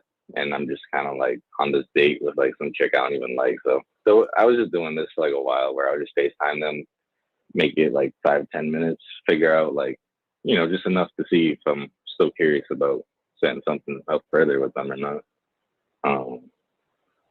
But wait, yeah, no, hold on. Right, What did he? cool. No, hold on. So you mastered these chicks and you go out with these chicks. What are these things that you don't like about these chicks when you go out on these dates? Well, like sometimes like they're cool and stuff. Like I'll go on a date and everything. We set up a few more dates, whatever. I mean, all that stuff's like it's usually fine. Like it's usually not, you know, too bad of an experience. But the problem is like some of these chicks, will try to like explore like more than like just sex and stuff. Like that's not like my problem. It's just like because I'm the type to like hang out with them, like, you know, if they're cool and stuff like that, and go on dates all the time, just chill, whatever. But it gets to a point where a lot of them, they literally just, they're like twisted, like they have like some crazy trauma. Stop. Yeah. Stop. And JP Burfitt, I appreciate you. My question to you is, what do you want from these chicks? Because you're talking about them, but you're still not really giving me anything concrete about them. So let's look at you. What do you want from these females, bro? Yeah. Well, usually I just hang out with them. I'm looking for somebody to get along with, have sex with, and if a relationship like it turns into that at some point later on the line, cool. I'm just looking for, you know, people to vibe with. But it's just the problem is a lot of the ones I'm trying to like vibe with, all the ones that we have like a mutual feeling for, they're always like on some like crazy shit. I don't know, man. There's something missing from your story. There's something missing from your story. There's something you're not telling me, and I think it has to do with you. I really think it has to do with you. Because I'm gonna be honest with you, bro. I'm gonna be honest with you. Yeah. Most people have trauma. Most people have something. Most people have something wrong with them. You understand what I'm saying? Yeah. And it seems to me like it seems to me that that's probably what you're looking for. And it probably affects the way that you see women, and it affects the way you behave around women, which brings out that side of them. You understand? Yeah.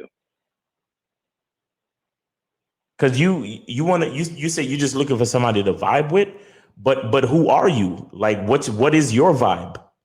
You understand what I'm saying? What do you got? What kind of dates do you have with these women? You let's say you meet a chick on Tinder. Describe the first date to me. I mean, usually we'll just go out for like drinks or something. All right, stop. I mean, usually stop. Yeah. The last date that you did on Tinder where the girl was crazy. Tell me exactly what happened. Tell me where you took her.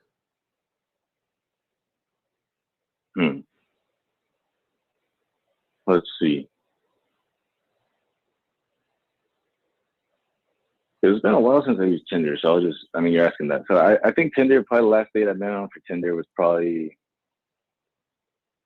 fuck man, I don't even remember. Okay, all right, fine. This last girl that you just broke up with, what was the first date like?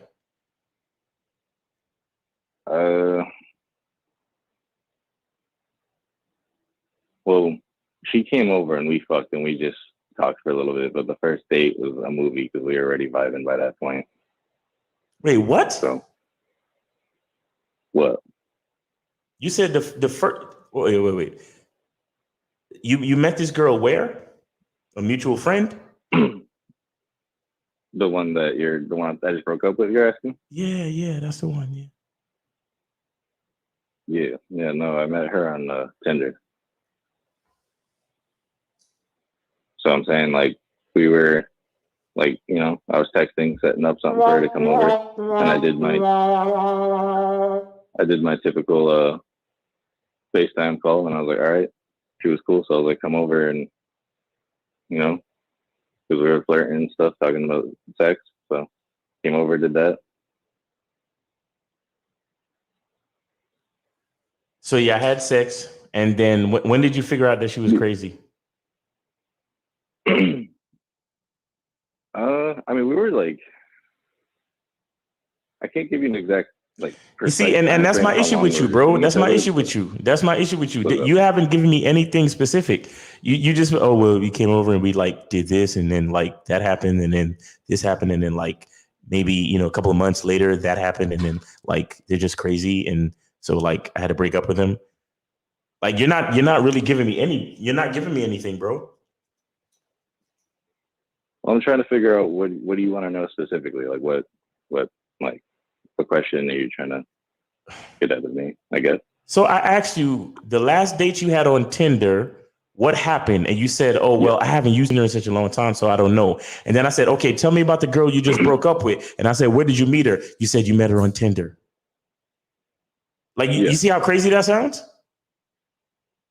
No, I get what you're saying. I see what you're saying. No, because I was with her for like 2 years, and I haven't been on Tinder like since. Do you deal with multiple women at the same time? Usually when I am single, yeah, I do. Okay. Now you were with this girl for the last 2 years. What kind of women you been dealing with? Like after her? No. You said you was with this woman for the last 2 years, right? Yeah. So did you cheat on her at all, or did you do anything with any other women in the last 2 years? I mean, some people said it was cheating. I don't fucking know, but there was this one. All right, stop. How old are you, bro? 22. Oh, you're a young dude. Yeah, you still don't really know. Like, I think you need to figure out who you are and what you really want, bro. And you haven't. I don't know. Like, how many of these chicks you've been with that came out crazy? Give me a number.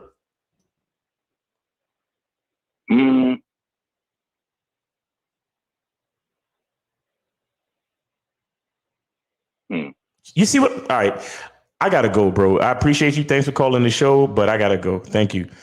You see what I'm saying? Yo, oh, Jesus Christ. I'm sorry. I just can't.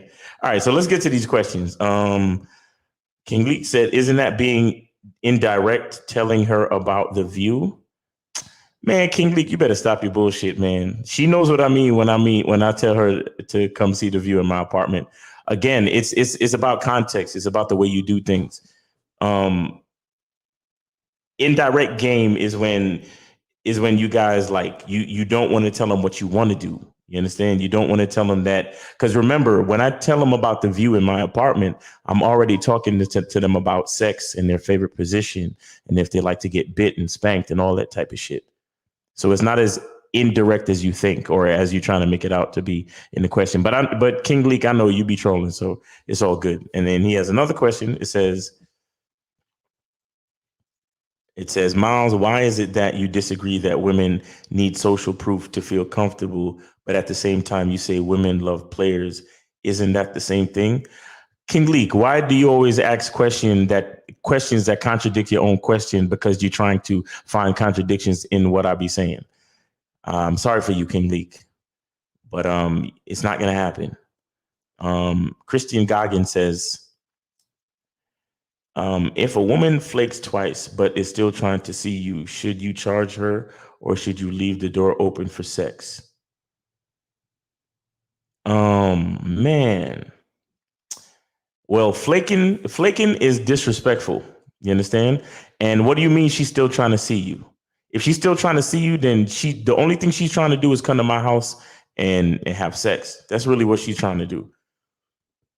You understand? But to me, 2 flakes is enough to get charged to the game. 2 flakes is too much disrespect, bro. Because even if you have sex with her, you're still having sex. You're giving the gift to someone who disrespected you twice. So that's not a cool thing for me. I don't believe that that's a I don't believe that that's a good situation to be in. 1 flake is bad enough. 2 flakes, nah. She's already disrespected you to the point where even if you do get to smash, it doesn't matter.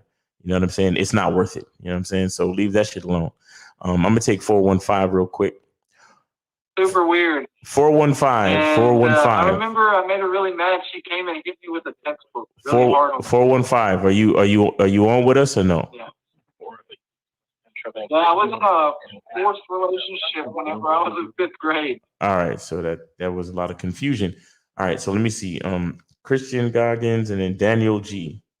Daniel G says, are you pro or against wearing insoles in your shoes when you go out on a date to gain 1 to 2 inches? Asking as a fellow short guy. Look, I'm totally comfortable with my height. If you feel like you need to do that to give yourself a little boost in confidence, then maybe you could do that. You know what I'm saying? But you have to remember at some point she might see it. Any date that you're on, any date that you go on, there's always a possibility that the woman might become your girlfriend or even your wife, right? So, you have to think about that. Those insoles that you're talking about is really just a lie, right? I mean, yes, it enhances your appearance and it probably boosts your confidence a little bit, but it's still considered a lie. So I think you're better off just trying to be comfortable with your height. But if it's something that you feel you really need to latch on to and use, if you feel like that's what you need to go to use to get to where you're trying to go, then go there. But I suggest that at some point you need to get rid of it, right? At some point you need to, leave that shit alone and just be comfortable with your own height. That's how I feel. But like I said, I'm 5'6" and some change. Sometimes I just put 5'7" because I am actually taller than 5'6". So I put 5'7" on my profile. But so I guess I'm giving myself a couple of millimeters or centimeters too. So it is what it is. But you still got to be, at some point, you got to be comfortable with yourself, bro. And let me see, 470. You're on live with Miles Cunningham. What's going on? Hey, what's up, Miles? How you doing? This is Brian. Hey, Brian. What's going on, man? Called you. What's up? My question's not going to be too long. It's not going to be one of them dumb questions. All right. Here's the thing. I have a friend, a girl who's a friend, and I met her we haven't known each other for too long. I know what you're saying. No, nothing like that. All right, no. Look, but because you already fucked up, I'm gonna need you to just ask the question, and then we could backtrack if we need to. Okay. She wants to go to a swinger club, and I've never been there before. So, what are some suggestions you give on that? So, suggestions on what? What do you want to do? What are you trying to get accomplished? Nothing much. I mean, she actually invited me. Okay, stop. Do you want to go to a swinger club with this chick? Yeah. Mm-hmm. Yeah. Okay, what do you think they do at a swinger club? I have no idea. I've never been there. Okay. So what happens at a swingers club is people are going to be having sex around you. Okay. And people might proposition you for sex. There's going to be access to condoms and things like that. Or, well, you know what? I'll be honest. I've never actually been to one, but they've been described to me by different people, like the most I've done is like threesomes and shit, but I've never actually been to a swingers event. Lucario would be better to answer that question. But from what he's described to me and what I heard from other people, people are having sex around you. You know what I'm saying? So you have to ask yourself if that's an experience you want to have. And you also have to ask yourself if that's an experience you want to have with this girl, because she's probably she might be bringing you because she needs to get in. She might need to bring a guy or something like that. Does that have anything to do with the invitation? Did she explain any of that to you?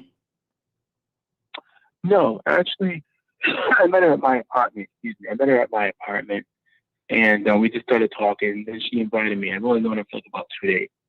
She's Wait, pretty. wait. You said she lives in your apartment building? Yeah, yeah. And you've known her for how long? About 2 days. 2 days? You mean like 48 hours? Yeah. Why did you call this woman a friend?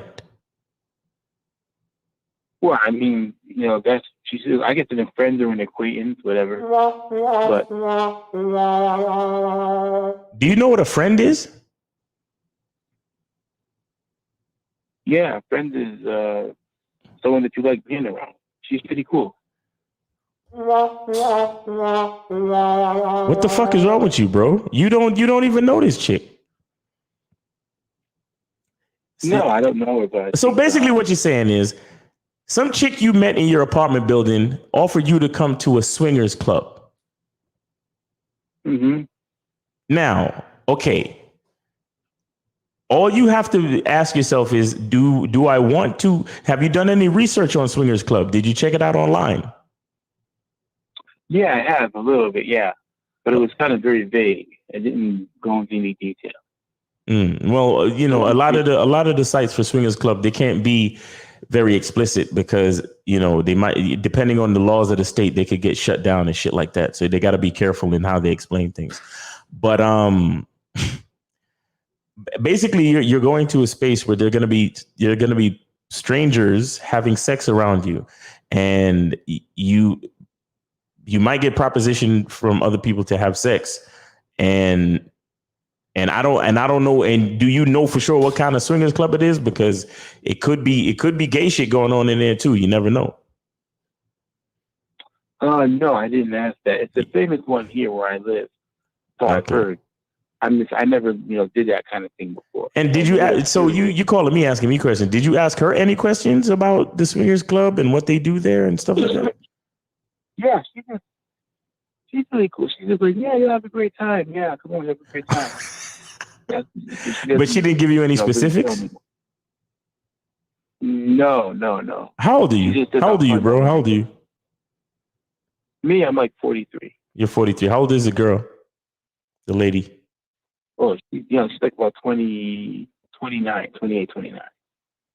Listen, man, do you want to go or not? Yeah. Okay. Yeah, all I'll say to you is this. Bring some comfortable clothing that you still look good in, and bring some of your own condoms. Like bring a decent handful of condoms. Now, there's no guarantee that you will have sex, because sometimes in these places people just go there just to watch, just to see what's going on. Some people go to get, to have liquor and to see what's going on. But sometimes things happen in other rooms where you don't even get to see stuff necessarily. Right. But you just have to ask yourself, am I down to have sex? That's what these things are for. People go to these things to have casual sex with other people. You understand? Did she talk about admission or anything like that? Because usually there's some type of admission. Admission? Yeah. Oh, yeah. I think there's like a cover price. I guess if you go in as a couple, you get in cheaper than if you go in. And that's probably why. That's what I'm saying. That's probably why she's inviting you. You know what I'm saying? That's what I was saying before. So if you come in as a couple, it's probably a little bit cheaper, because if it's swinging, swinging usually means couples. So it means that the guy, you're a couple you're gonna be arriving as a couple with this girl. So she's gonna have sex with some guy, and you're gonna have sex with his wife or his girl or whatever. Do you get what I'm saying? That's what swinging means. Yeah. Right. And maybe you might even like do a whole foursome thing or something like that. Or maybe there'll be a guy there and he'll look you up and down and he'll ask you to fuck his wife while he watches or some shit like that. So many things, so many different things can happen in that type of situation. The question, it all comes down to, am I ready for that type of experience? Yeah, are you? I see what you're saying. All right. I don't have any more questions to ask. Yeah, thank you. I'll consider what you're saying. Yeah. Okay, well, good luck, bro. And if you feel like it, call us back and share your story. Yeah, I will. This is the first time I've actually a little more on the conservative side. So this is the first time I've, dabbled in that. And be careful, cause you just coughed. So you don't want to cough like that in a swingers club or an orgy, because forget about STDs. We're worried about COVID now. You know what I'm saying? So you don't want to be spreading COVID in a fucking orgy or in a swingers bar. You understand what I'm saying? Yeah, I got tested though 2 days ago. I don't have it, but yeah, people might think that. So. Okay, good. All right, we'll keep that cough under control. All right, there, buddy. No problem. Okay, I'll talk to you later, Miles. All right, man. Take it easy. Thanks for supporting the show. Thanks for calling in. Appreciate you. All right, so let's get back to the questions. Desmond Cook says, have you ever kissed a girl and you didn't feel nothing at all? Yes, Desmond, that has happened to me. Yes. Yes.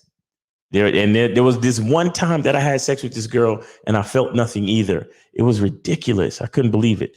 But it happens, That's what chemistry and stuff is. You gotta have chemistry, you gotta be compatible and all that jazz. You feel me? That's why, when guys talk about, oh yeah, you gotta smash. It's like, man, you don't know enough about, dealing with women if you think every chick deserves dick. You know what I'm saying? But anyway, there are times where you kiss somebody, you don't feel nothing, no chemistry, no nothing. I've been on a couple of dates like that, and needless to say, there was no second date. You understand? It goes down like that sometimes. But again, you got to try to look at the bright side. You got to try to appreciate the experience for what it is, and still, show that person a certain level of respect, and, thank them for coming out. You know what I'm saying? J98 says, Miles, is it true that when you're on a first or second date with a woman and you ask her to move to the same side or closer to you, and she says no, you have to end the date? Well, that's what I do. I told y'all that story a long time ago where I told a woman the chair that I needed her to sit in, and she refused to sit in the chair, and I ended the date. Yes. There's certain things that don't, for me, it tells me everything I need to know. You understand? There's certain ways that a female behaves on a date that are total deal breakers, and it tells me everything I need to know about the woman. And once she does something like that, it lets me know that she's not interested in cooperation. She's not interested in being a part of my world. She thinks I'm supposed to be a part of her world. I don't date women like that. I date women who are interested in being a part of a man's world, right? Who's I'm not saying I can't take a peek into her world at some point, but in the beginning, she has to be willing and excited to follow my lead. You understand? And sitting in a certain spot is a part of my experience. Like, look, like I told you earlier, if it's a booth situation, we're both sitting on the same side of the booth. And I've had so many women tell me that they've never experienced that before. Usually when they go on a date, the guy sits on the other side. And I'm saying, that's exactly why you're on this date with me right now, because you have made the wonderful choice to experience something brand new. You understand? And so in my book, a woman should be excited about that. She shouldn't be, against that. You understand? She shouldn't feel contrary to that. And if she does feel contrary to that, that just shows me that she's not the type of woman that I want to spend time with. And that's it. You understand? And that's why I like dates, because there's certain things on FaceTime and over the phone and through text, you can fake a lot of things about yourself. But that face-to-face physical is like a confrontation almost. You know what I'm saying? That face-to-face, like, proof of the type of woman that you actually are, it shows right through. And so that's when I can end the date. You understand? But that's the risk we take going out on dates. You understand? We take risks because we're going to meet somebody brand new. We're going to meet a perfect stranger, and we don't know what might happen. You understand? And that's the excitement of it. And that's why I love face-to-face dates, because, most of my dates are quality. Most of my dates are successful, but there have been a couple of dates where a woman shows me exactly who she is, and I don't give her my time. I don't give her any more of my time, and I end the date. So yes, and then sometimes you got to be strong enough to end the date. A lot of guys are not strong enough to end the date. You know, they look at the girl, oh, she's cute, she got a fat ass. I'm gonna let her sit wherever she want to sit.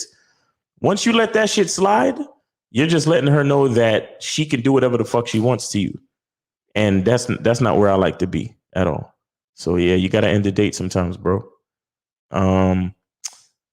Zdrolly House says, how can I deal with girls that reject me in class? It feels so awkward, and the girl sees me like a friend because I don't want to have female friend, but I gotta see them every single day.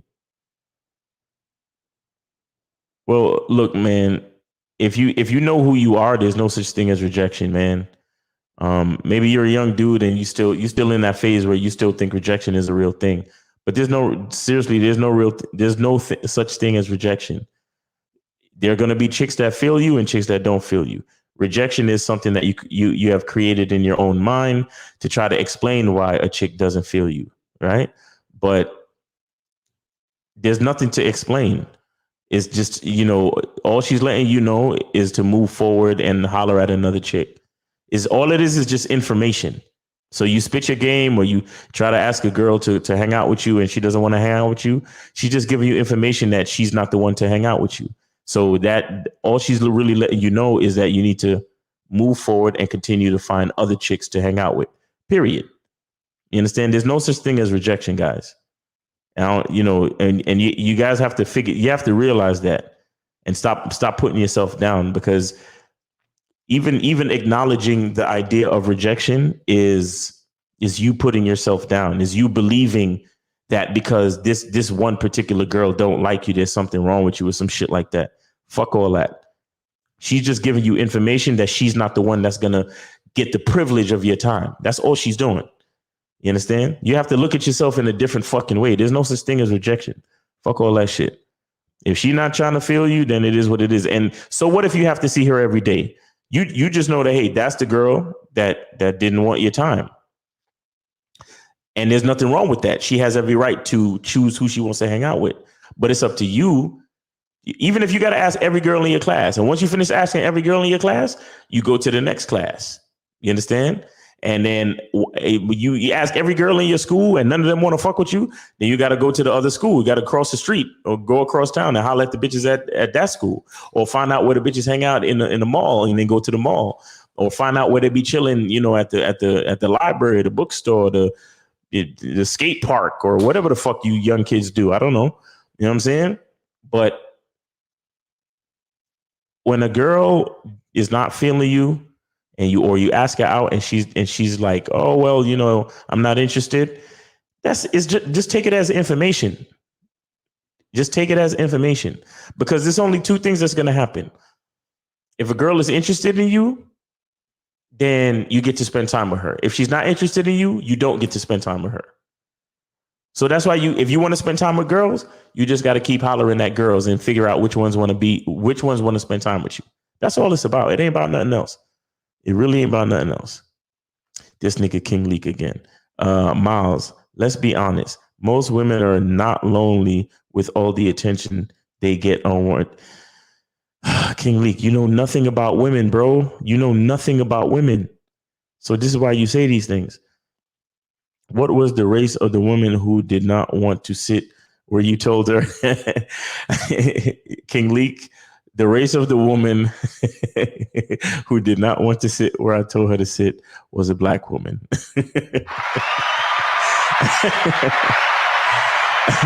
But I don't know if that's the reason why because 99.9% of the chicks that I date are black, and 99.9% of them sit where I tell them to sit. So let's not harp on the racial aspect. King Leak is a racist. There, I said it. What was the no, we already did that. What was the race? My bad. Yeah. All right. So Olamide Awoyele obviously from an African country. What's up with you, man? So he says, can a guy have multiple options and the girlfriend doesn't? Would that still be considered an open relationship? No, that would not be an open relationship. That would be a specific type of relationship where the guy the guy has the option to be polyamorous, or whatever title you want to give it. But that would be a specific type of relationship. And some relationships exist like that, where the guy has multiple options and the girlfriend does not, where the girls look to that man as one option. You understand? So that man is polyamorous, but the women that he dates are not. You understand? The women that he dates are monogamous, or they just see him as the one option. And that happens mostly in other countries, but it can happen anywhere you're at if you meet the women who are down for that. And if you're the type of guy that knows how to manage that, because that's a special type of situation, because you have to remember that the fact that your girl is not seeing any other men means that she's only going to want your time. So if you have multiple women that only want your time, you definitely have to know how to manage that type of situation. You understand? It sounds easy. It's easier said than done, because sometimes even dealing with one woman can get very challenging. You understand? So you have to know what you're doing with a situation like that. But yes, there are situations that can go that way. But it's up to the game of the man. It's up to how you manage situations, how you manage multiple females, how you show them love, how you show them attention, how you separate and divvy up the situation. Sometimes you have situations where these women, live in the same house and they're considered sister wives and shit like that. So it's a whole bunch of things that you can do, but it all has to do with you finding the women that are down for that. All right. Chris the Player says, Miles, do you disagree with what the red pillars say? Yes. Now, let me see. Right. Let me see. Do you disagree with the red pillars say that if a girl flakes on you, you can give her another chance, but she has to buy you something to make it up to you and go straight to your place?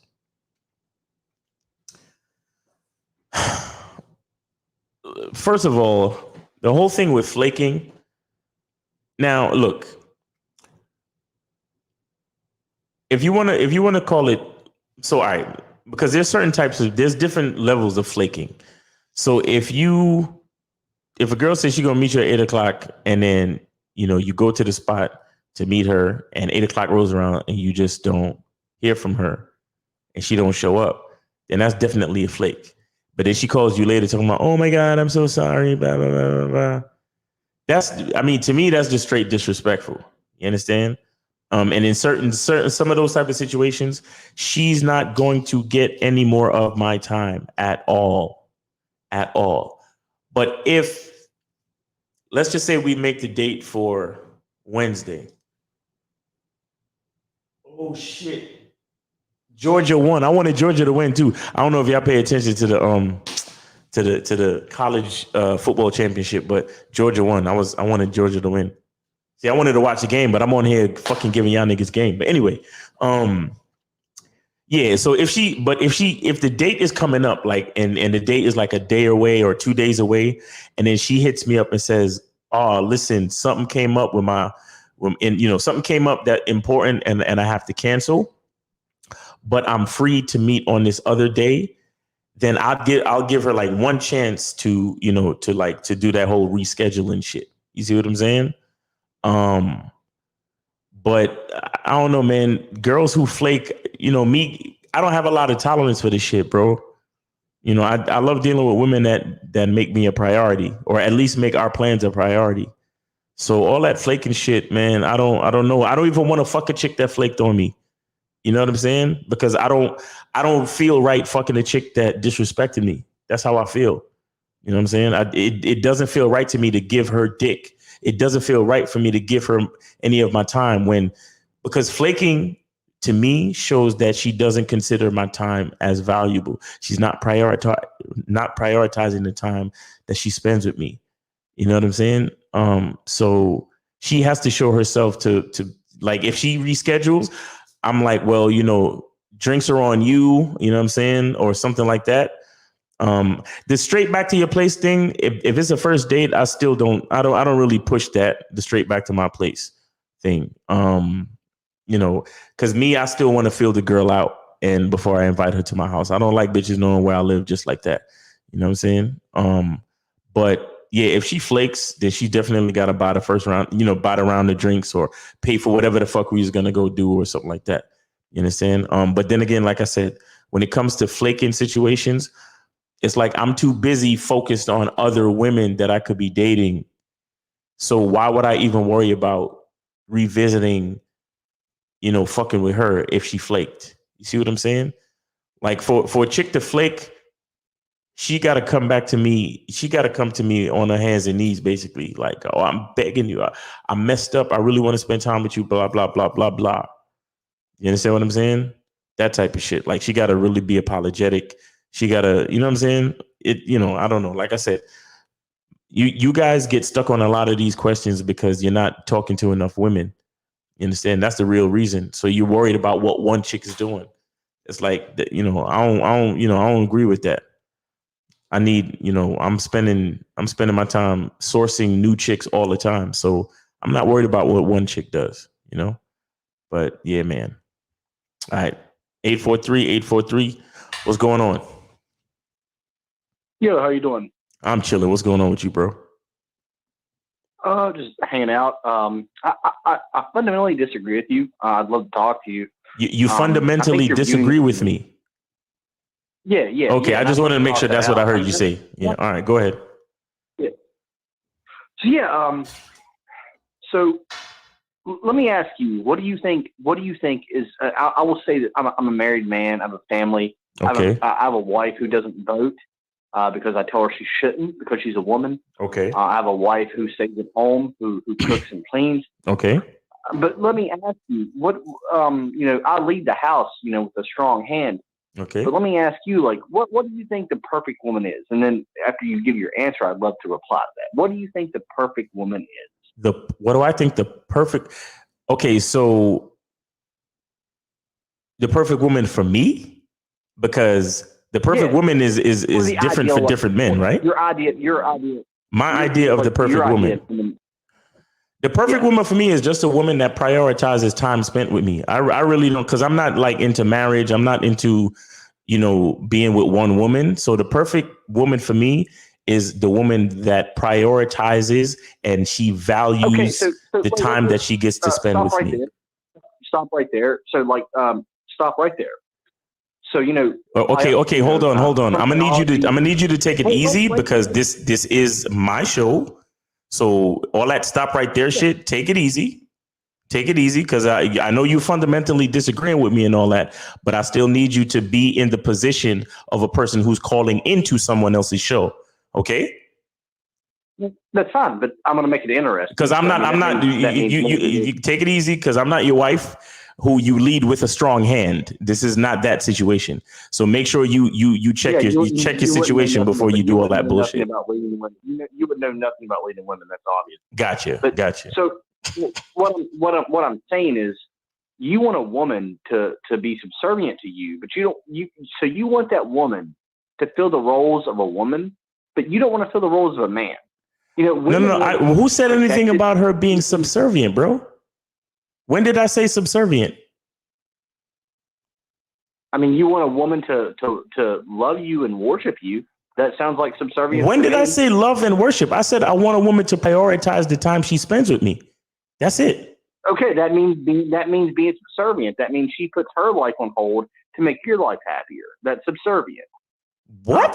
So I can already tell you're black, bro. So this is the problem within the black community. Oh. You guys just like you called women bitches.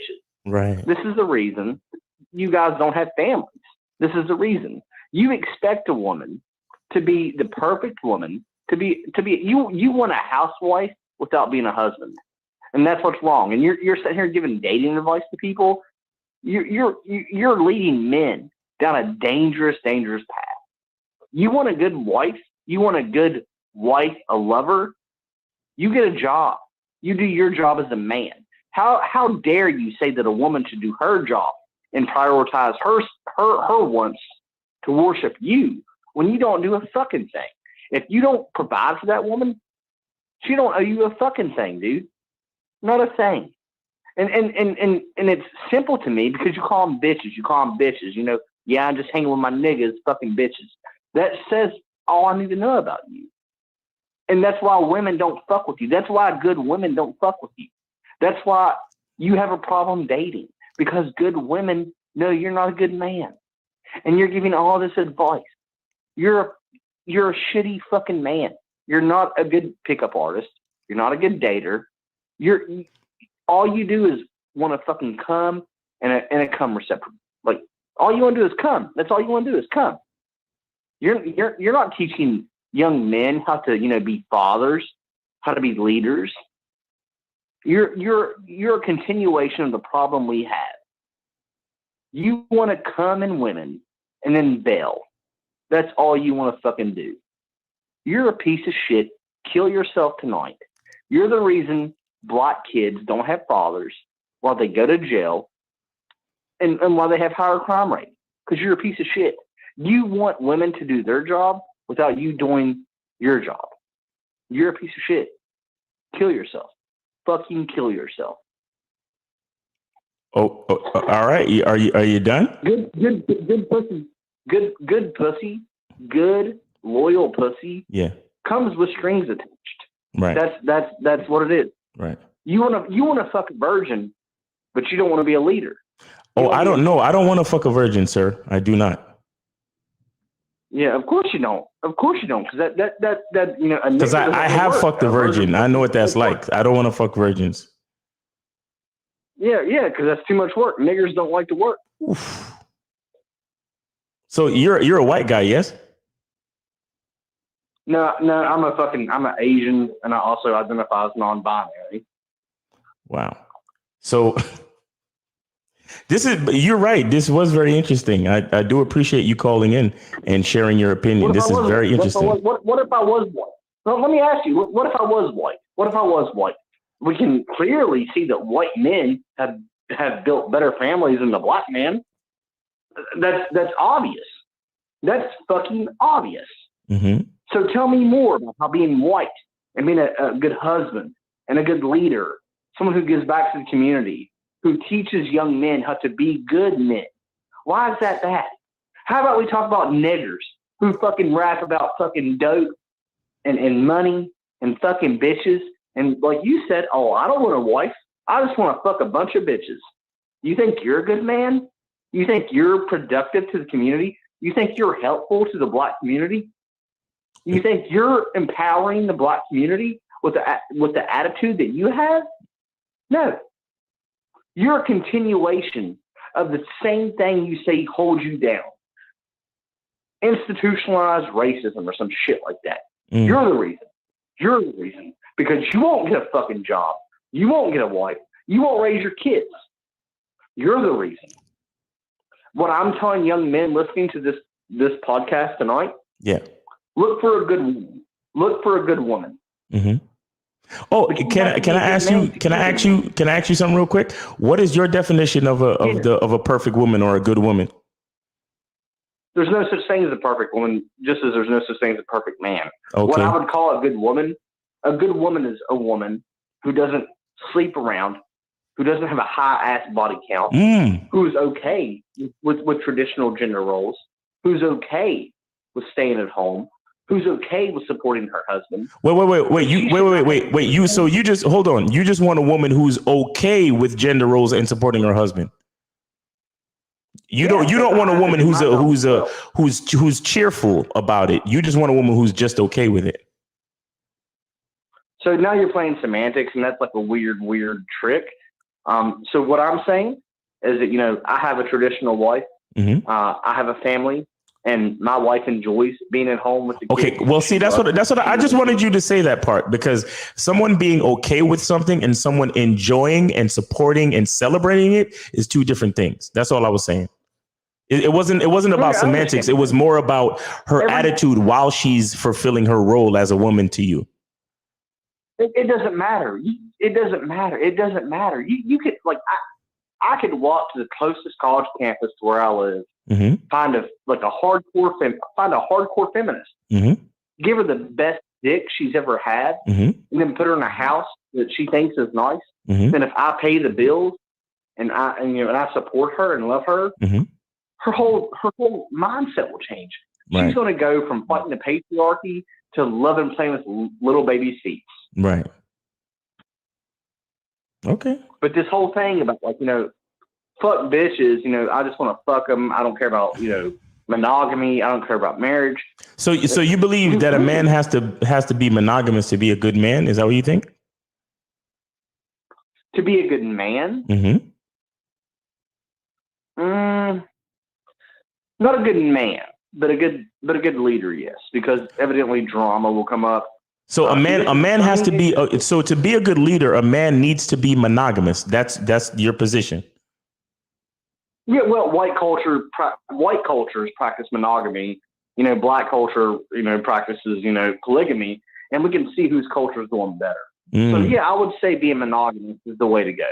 Are you? So is that an admission of your race being white? Because we haven't got that yet. No, yeah, I'm a white man. Okay, I just wanted to make sure, because you was popping off at the mouth with the niggas, so I just wanted to make sure it was a white dude calling up the show using the word nigga. I will call you a nigger or say nigger. I don't give a fuck. I show my face. I'm very, very, very active in white collar politics in my state. Are you a part of the triple K clan? So the Ku Klux Klan hasn't really existed since the 1970s. So that's like just shows your ignorance. It's all. Hey, of course I would be ignorant to that. I'm not white. I don't know what the fuck you guys do. I'm asking. I am ignorant. Yes. So why are you side skirting? No. I'm sorry. I didn't mean to get off. I didn't mean to get off topic, but you kind of sidestepped. No. Hold on. Real quick. Hold on, sir. Hold on, please. I want to continue the conversation. I do. But I'm just letting you know that I wasn't trying to sidestep it. But before, when I asked you if you were white, you sidestepped and didn't answer the question. So I just wanted to make sure I'm dealing with a white man from a white perspective. That's all.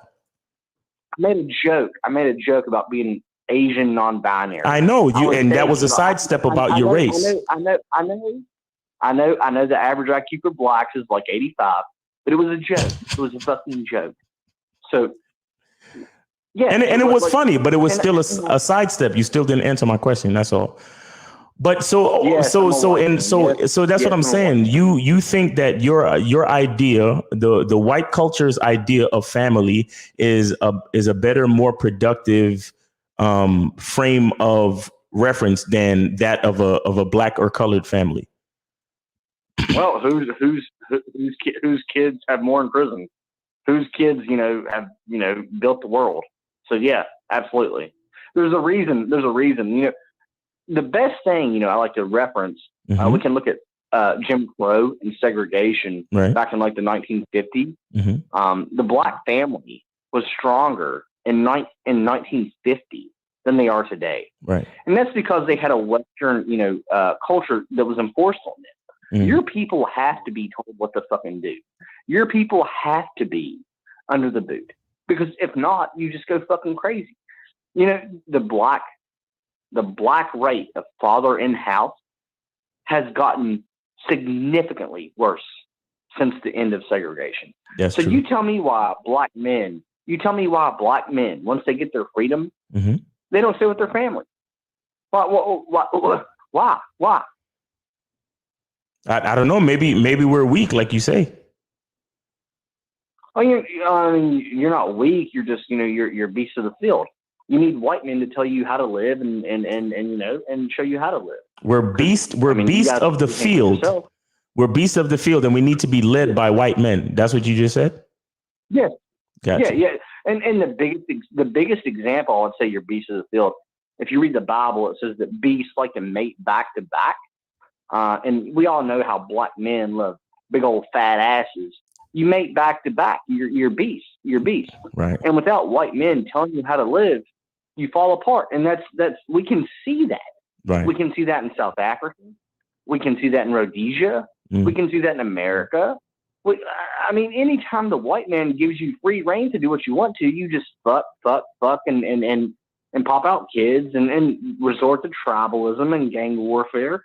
Wait, hold on. You said the white man gave us free reign, but aren't you supposed to be telling us? Wait, you're saying that the white man needs to tell us what to do, but the white man has also given us free reign to fuck. Yeah, no. So what I'm saying is, when you were under segregation, you had a better life. Oh, okay. Gotcha. Appreciate it. Right. I appreciate you for clearing that up. And then when the white man, stops, you fall apart. Right. When we were able when like slavery and Jim Crow stopped, we were able to make our own decisions, and it just kind of showed that our culture was going to fail anyway. Is that what you're saying, basically? Well, it's not even your culture. It's your genetics. Your beast. Right. I mean, do you disagree? You're a black man, I'm guessing. Yes or no? Yeah, so you're not watching the show? You can't. I'm on YouTube live right now. My face is on there. How did you get this number if you're not watching the show? Do you think that the father being absent from black homes is one of the main issues that the black community faces?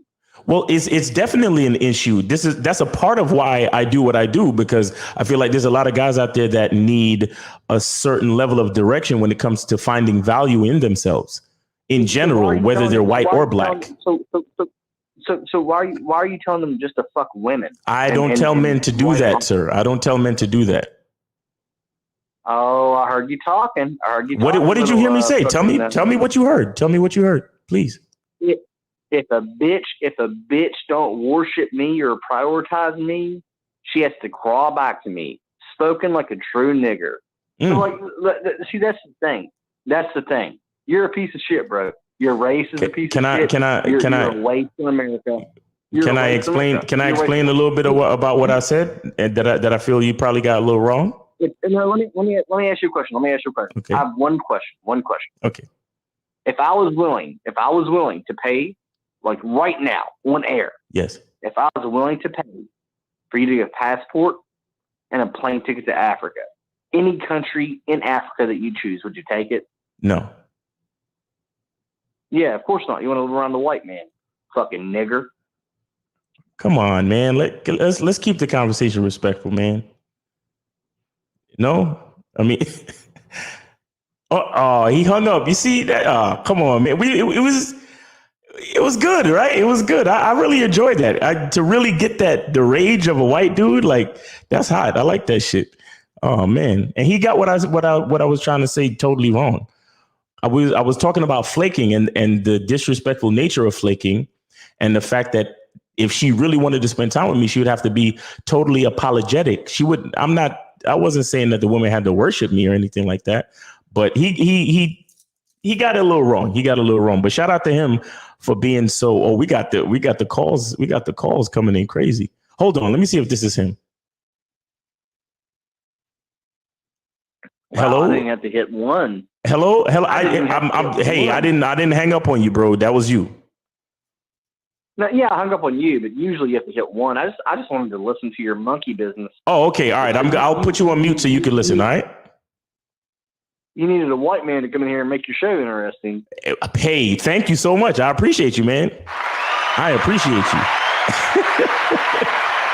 I appreciate you. Look, I'm the type of dude, listen, when it comes to shit like this, I understand the First Amendment and why I like America, that people have the right to come on and say shit. And though you might have a certain level of vitriol in you saying what you're saying, you're making a lot of good points too. You know what I'm saying? So I appreciate it. So thank you. But I'll put you on mute so you can listen to the show. All right. So we got 424. What's going on? Islam, Noble, how you doing? Chilling, bro. What's going on, man? You got anything to say about the racist rantings of that other white dude? Well, look, I wanted to call to set the record straight. To be clear, there are no such thing as white people. Well, that's the number one trump. White is a status, and that status belongs to every noble on this land, not to a hybrid, which is the real nigger. The Ponjade, the troglodyte nigger, is who the so-called white man is, for the record. And dealing with the empire here on our land, they are colonizers. Right. America does not belong to them whatsoever. Crazy. Okay. I appreciate your perspective, bro. You said troglodyte? I'm gonna say this like troglodyte nigger. Troglodyte nigger. Okay. And that's like a genetic mix, or is that like a stage of the prehistoric man or something? What is that exactly? So here, I got you, Noble. So this is what it is. Our mothers are factually their creators. That's why they're here. Our mothers created them. If you take a look at Yaku Stowe, and you look up Yaku Stowe, the big-headed scientist, which is,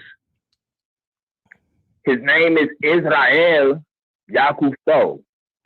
Long story short, there was a hybrid experience with the AKA the matriarch, 12 women, and the Moabite scientists. They bred with the troglodyte nigger. Right. That nigger is a monkey. That's the so-called Darwin theory. Why nobody can so-called figure out how they got here, where they came from. Right. That's where they came from. That's crazy, man. Man, appreciate your perspective. Here's the last deal. I'm going to say this. Okay, go ahead. It is correct that we lost our empire to a certain standpoint. Yeah. But the heirs of that empire are standing, which is you, which is me. Right. And every melanated being on the face of this planet, this is our planet. Right. If their time is out, there is no that our families are going to so-called disappear. They're the one with the DNA that is fading out at the brightening of the sun. Right. So their time is over. And the principles that he speaks about are our Morse principles. So everything that he has came from us. Facts. The only difference is they speak about the so-called monogamy. Well, that's never how we got here. How did 6 billion people on the face of the planet get here if it was not by a man through multiple women? So yeah, I understand that the standpoint is to get our nation back, and that is the standpoint that you stand from, which is noble. Right. Same time, you still keep your foot on what you know, and don't let that go. Now everybody knows there are no white people. White is a status, not a skin color. Black is not a status. It is a status, my bad. It's not a skin color. You're not black. Right. You are the heirs of the land. Right. You are Moors and Al-Moroccans, the true nobility and royalty. Don't forget that. All right, man. Appreciate you, man. Thank you for calling in, man. Appreciate you, man. All right. Islam. All right, so there's a few people calling in, man. People want to chime in. What's going on? You are on live with Miles Cunningham. What's on your mind? 336. You're on live. What's going on? Yo, what's going on, man? Chilling, man. What's going on your mind? You got something to say? Yeah. Back to the subject at hand. Yeah. Okay. What does it mean when a female, when females, I should say, constantly go ghost via text? Why? So why are you texting these females? Well, I mean, I give them my number, so there's a short exchange. And why are you giving them your number? Text. Why are you giving them your number? Because they won't. I offer my number. You know what I'm saying? However they want to do it. Main thing. See, is no. Stop. You see, you just said something very key, which is showing, which kind of unravels everything about what your issue is. You said, however they want to do it. That's your issue right there. You have the mentality of a man approaching women, and you trying to do things however they want to do it. No. You misunderstand me. Your language exposes you, bro. However they. Okay. Let me. Start over. Go ahead. I'll give you a chance to start over. Go ahead. Okay. I'm not saying whatever they want to do. I offer my number first. And then if they say, if they say, no, they don't want to do this, they want me to get their number, then I'll do it that way. You see, you're still doing whatever they want to do, bro. This is why you get ghosted, because women know that you're not about anything. This is what's happening. Okay, so what you're saying is if a female doesn't want to take my number down, right, then I should just walk away from the bitch. Exactly. If a female doesn't want to do what you want to do, then she's not the woman for you. Period. This is why it's a numbers game, bro. You have to find the women that want to do what you want to do. You have to find a woman that is interested in the experience that you have to offer. If not, then that's not the woman for you, period. You understand that? So you're saying, I'm saying I understand that, but I've had women that have, accepted my number, and that have texted me right then. But see, this is why I asked you. Why do you want to communicate with these women in the first place? What's your plan? My plan from A to Z? No, I just need to know. Or just all right. Stop. Let's just say, like I put my number on the screen, so you guys, I put the banner on the screen to tell you guys to call in, and then so you call in with the purpose to ask me a question, right? So my question to you is, when you exchange information, however you do it, it doesn't matter. When you exchange information with these people, with these women, what is your purpose in doing? Like, what is your reason? What's your why? My reason is to set a date to meet again. Okay, now, so what you need to begin doing is don't do any correspondence. The first text should be the information for the date, because it's not about communicating with them through text. It's about setting the date. So don't even entertain the bitch, not even a little bit. Bro, you only need to send one text. Once you exchange information, all you need to do, one text with everything in it. Hi, this is such and such from us meeting at the mall. Okay. Remember, I wanted you to, I want us to meet here Friday, 8 p.m. And you give her the Google link to the bar or wherever establishment you're trying to take it to. And that's it. And then when she replies, okay, sounds good, see you there. And that's it.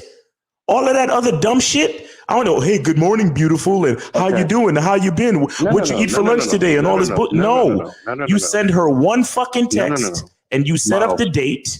And then her reply should be, sounds good, see you there. Or looking forward to seeing you or some shit like that. That's it. I haven't tried just sending one text. Just send one fucking text, bro. Because here's the thing. You have to understand something. Everything that you do communicates an idea.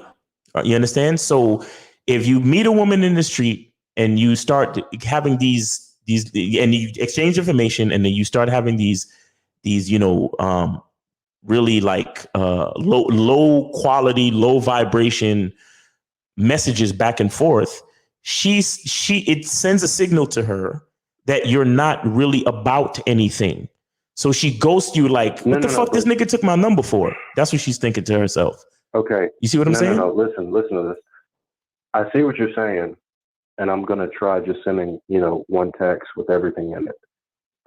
But I think I mean, they're going to try to communicate something after I send that. The only thing that they should be communicating, is if they're confirming or not confirming the plan to hang out together face to face. That's it. Okay. So if she says anything else to you, and if she says anything else to you, bro, tell her, like, so for example, you meet her on Monday and then y'all exchange numbers. Hey, what's up? How you doing? What's up? I thought you was cute and I wanted us to hang out sometime this week. Let's exchange information and I'll send you all the details for us to hang out. What's a good day for you? Friday. Okay, cool. So now that you have her information, the next thing you send to her, you'd be like, hey, I'm the guy from where we met in the mall by the water fountain. Here's the place that I want us to meet. Let's meet there at 8:00 on Friday. And, stop. Let me finish. Let me finish, bro. No response. Look, let me finish. Meet you at 8:00 at this place at this time. Cool. And, I'll see you then. And then you can say, I'll hit you up on Friday to reconfirm. That's it. And then she might hit the thumbs up button if you have an iPhone, or she might just say, all right, sounds good. And then when Friday comes, you hit her up, around midday and you say, hey, are we good for tonight? And then if she ghosts you, then she ghosts you. But usually if it's working like it's supposed to, then she'll say to you, oh yeah, we're down for tonight. I'll see you there. All right. And then you say, all right, cool. Looking forward to seeing you. Boom. That's it. Okay. So is it, I guess what I'm trying to ask here is it normal to have, I'm talking 5-6 bitches in a row? You know what I'm saying? Just maybe not in a row, but you know what I'm saying? A lot of women go ghost within the first 3 texts. Now, mind you, I don't like to text. Again, why do you have 3 texts? Why do you have 3 texts, bro? What are you saying in those 3 texts? I have to say something to the chick. So you're telling me. Why do you feel like you have to say anything extra to it, girl? Why do you feel like you have to say anything extra? You don't know this girl. You just met her. Why do you have to say anything extra? I know, but I'm just okay. So you're saying send one text with 90 in it, seconds, and if she says something else, she's either confirming it or saying or talking BS. That's it. And then you. And if she's talking BS, just be like, hey, I'm kind of busy right now, but like I said, I'll reconfirm with you on Friday. And I'm still looking forward to seeing you, but I gotta go, or I'm doing some work. I'll talk to you soon. Enjoy your week. No one's that busy. You see, bro, so what? So fucking what? 60 seconds. So what? You see, look, the whole time. Look, no, hold on, bro. The whole time, you know what your issue is? You are worried about what the woman is thinking about you, and you're not focused on what you think about yourself. Okay. What do you give a fuck if she's thinking that no one is that busy? She don't know you. No. Okay, so here's what I'm saying. You're right. She doesn't know me, but I am saying I don't like that. Okay, so back to my question. So let me rephrase my question. Is it normal to have, a bunch of females in a row, go ghost like that? Is that am I doing something wrong, or is that the course? It's normal. It's normal seconds. No matter what you do. But what I'm saying to you is sending all those frivolous texts back and forth doesn't help the situation. You need to stick to the maybe 4 texts. That's what I'm saying. That's too many. Listen to me. I'm right to the point. I'm like, hey, how you doing? Bro, 3 or 4 texts, that's too many. No. I'm not asking the bitch how you doing, but I'm just saying, hey, you know what I'm saying? This is so-and-so. We met at the mall, at the food court. Looking forward to meeting you. What's your schedule like this weekend? So I'm right to the point. But that's what. So this is what I need you to do. When you meet them, I need you to already have a date, have a day of the week. Like when you take their information, make that a part of the conversation. That's what I'm trying to say to you. You understand? So when you actually do send them the text, you can be very concise. You can be very concise to let them know that your only interest in them is to see them that day that you talked about when you met them. That's what I'm saying to you. Okay. And I'm saying, I honestly believe, I truly believe, I'm not saying I know the future, but what I'm saying is I honestly believe that will help you out.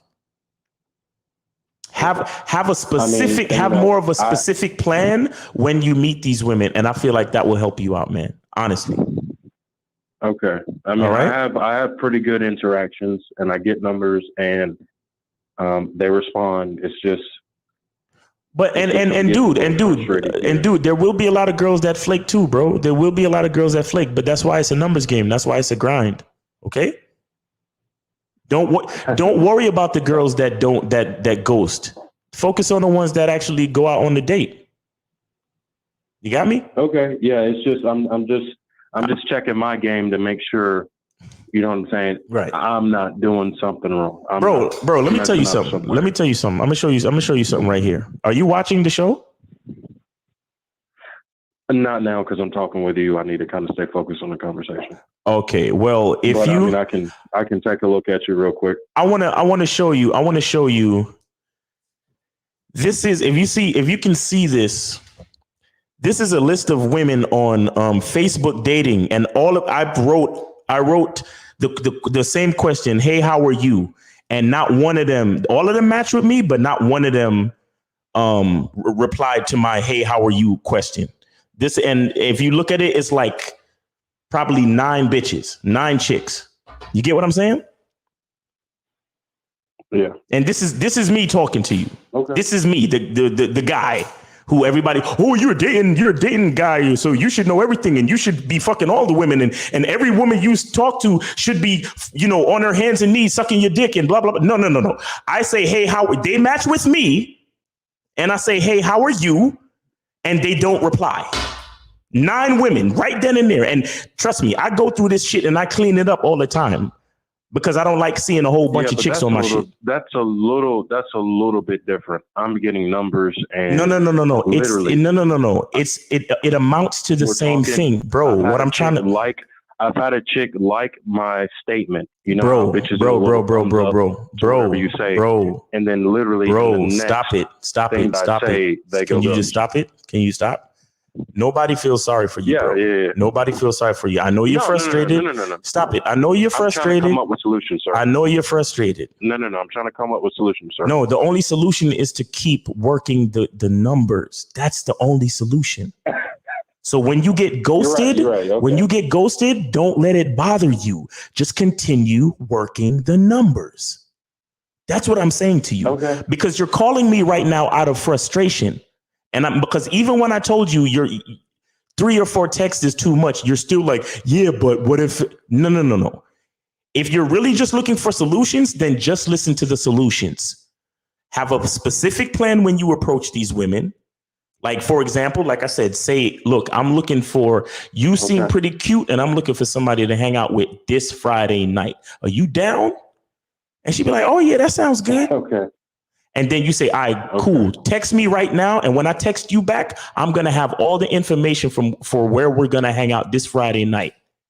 And then boom, you send her that one text. Text her if she tries to follow up with another text? What is the next text saying? I got to go. So the next text is I got to go. I'm busy. What do you mean if she follows us with another text? What's the follow up? I'm saying after I send her the first text with all the information in it. Yes. Women are going to try to send you another text. She's going to send you a text that says, no. Listen. If you did what you're supposed to do, she's going to send you the text that says, sounds good. Or I look forward to seeing you. Women. All right. Okay. I haven't done it. So, I haven't done it yet. So, okay. And no matter what they tell you, your only reply is, and like I said, I send everything in one text. I tell them, here's the place, here's the time. And then I tell them, I will holler at you on Friday around midday to reconfirm. Have a great week. And when I say have a great week, usually they know I'm not going to talk to them until Friday midday when I tell them I'm going to contact them. So my purpose is concise, it's specific, and they know exactly what they're getting into. Now, every once in a while, I have a woman that says to me, oh, so what? We're not going to talk until then? And I tell them, no, we're not going to talk until then. And then that woman will get frustrated because she can't keep tabs on me and she can't get me to give her no extra attention. And then we won't go on a date. And I am okay with that. And so I continue on the grind. You get what I'm saying? Yeah, I do. I don't get. You see, the thing is, you keep saying, but bro, women are gonna do this. Bro, women are gonna do it. I don't give a fuck what women are gonna do. If they're not doing what I need them to do, it doesn't matter. That's what I'm trying to tell you. Okay. You need to start focusing on what you're trying to do. But again, add more specificity and more, purpose to why you want their number in the first place. No. But when I'm talking to the chick, when I'm initially talking to her and conversing with her before I get her number, that's when I get very detailed. Hey, I'd like to see you, you know what I'm saying, this day at this time. Is that cool? Wait. You asking me, is that cool? Or is that what you say to the girl? No. That's what I'm saying to you. Say that again. I'm sorry. I fucked up. Yes, that's what I'm saying. That's what I'm saying to the female. Yes. You say I want to see you on this day at this time. Yeah. So I'd say, you know what I'm saying? Like, hey, I haven't really thought of it yet, but I'm just saying, I'd like to get together, you know what I'm saying? Saturday night, 8:00. You know what I'm saying? Yeah. Are you down? Exactly. Yeah. That's it. Pretty much. Yeah, that's it. That's all you need to say. And then you say to her, like I say, I'm going to try that. But I have another question because I know you have to go. Okay. Go ahead. But the other question is this: any tips on just meeting women in general? You know what I'm saying? Because I'm not real big on like talking to females in front of the entire food line. You know what I'm saying? You said food lion? Yeah. You mean, like in the whole supermarket? You know what I'm saying? See, here's one thing. Here's one thing that I use to get around that. I have a chick to the side where I could talk to her and we could have a one-on-one. Yeah, no. Here's what you got to do, bro. You have to get used to just talking to people in general, and have an attitude of we're all in this together. And it's like you know them already. Talk to people like you know them already. Do you understand? Like here's what I want you to do to get used to talking to people. When you see somebody, and it doesn't have to be a woman, you understand? When you see somebody, just be like, hey, how you been? Just like that. Say it with that type of tone and that type of levity. Have a very friendly, warm tone and be like, hey, how you been? Hey, how you doing? You understand what I'm saying? If you do that more often and start conversations with people, trust me, it'll get way more comfortable for you. And then you could talk to women wherever you are. I did that just the other night. I got to the bar early and I saw these two girls sitting down and I was like, hey, how y'all doing? And I was like, anybody sitting here? So you No, listen. So I said, hey, how y'all doing? At the bar and stuff a lot.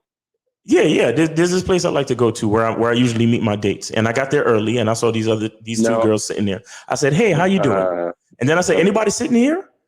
It was like, no. I said, you mind if I join you guys? And it was like, no. And then I sat down and I was like, yeah, I'm just here waiting for my Tinder date. And so and we just started talking about dating and life and just like that. Just like exactly how I just told it to you, bro. You understand? Okay.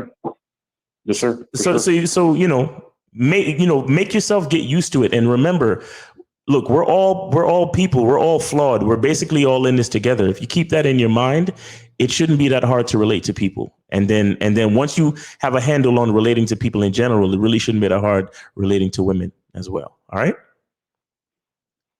Thank you, sir. All right, man. Take it easy, man. Thanks for calling the show. Appreciate you. All right. 347. What's going on? What's going on, brother? I just got a comment, then a quick question. All right, go ahead, bro. Yeah, so the first thing, by the way, is Mike here. First thing I want to say what's is up, Mike? I'm really not surprised about what that dude was saying. Yeah. As soon as he said, "Oh, I hold my girlfriend by a strong hand," I'm like, okay, this is an extreme right winger, and I was right. Yeah. Let me explain, especially now. White men like him, you know why they're like that? Because they have deep insecurities. You know, they're insecure about trying anything new. They're insecure of the fact that a lot of us Black and Latino men are more sexually appealing. And this is why I've dealt with so many issues with guys just like that, but just not as detailed like that, because of course he's hiding behind a phone line. Right. So to all my Black, Latino, and all my men of color out there, just understand a lot of that shit comes from insecurity, because why do you think a lot of white women like us? Think of it like this, right? You got white men like him who have all these rules for society, right? Mm-hmm. And what are women raised under? A lot of rules. So now you're putting even more rules onto them. So that's why I think a lot of that thing happened. But Miles, I also got a question, and this is in all seriousness. You know how you talk about how you got to give certain privileges to a girlfriend when she's at a certain level? Okay, we'll discuss it, but yeah, go ahead with your question. When is the right time for you to start taking your socks off during sex? Because I feel like that's a privilege. You know what I'm saying?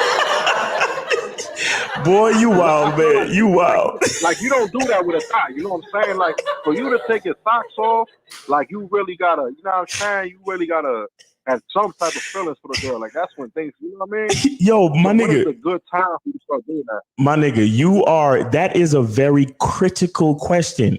As much as funny as it sounds, that is a critical fucking look. My the chick that I've been with for years, like my main chick, bro, she gets so tight when I keep my socks on in the bed, bro. She gets so tight, and I asked her about that one day, and it really, it's like a cultural thing where it's like, if you got your socks on in the bed, it's like you are, it's kind of like when somebody comes into your house and they keep their jacket on and you're like, yo, take your coat off, get comfortable. You in my house, you know what I'm saying? So it's the same type of thing. But when is it time, bro? I think when you can, after the 6 to 18 month period where you actually calling her your girl, I think that's around the time that you can do that. You understand what I'm saying? Word. All right, Miles. But Miles, my brother, thank you so much. I really appreciate it, brother. I appreciate you too, man. Take it easy. Thanks for always, being an interesting call and calling in the show, supporting the show, man. Appreciate you, bro. All right, so we got one more left. I'm gonna just take this and we're gonna be out. 313, you are on live with Miles Cunningham. What's up?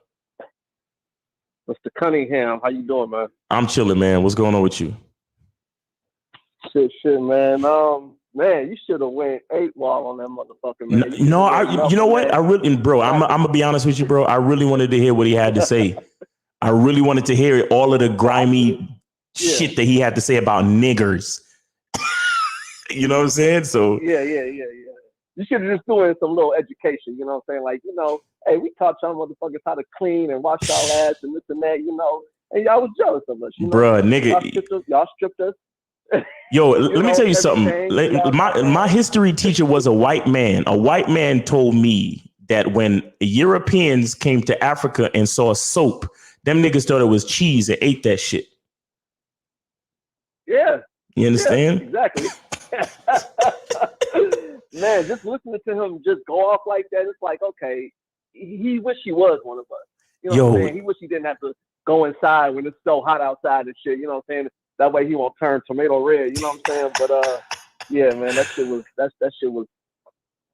funny. Yeah, I'm gonna have to clip that shit, man, because I ain't know it's gonna turn into that. What you was doing though? Say that again? Yeah. Huh? No, say that again.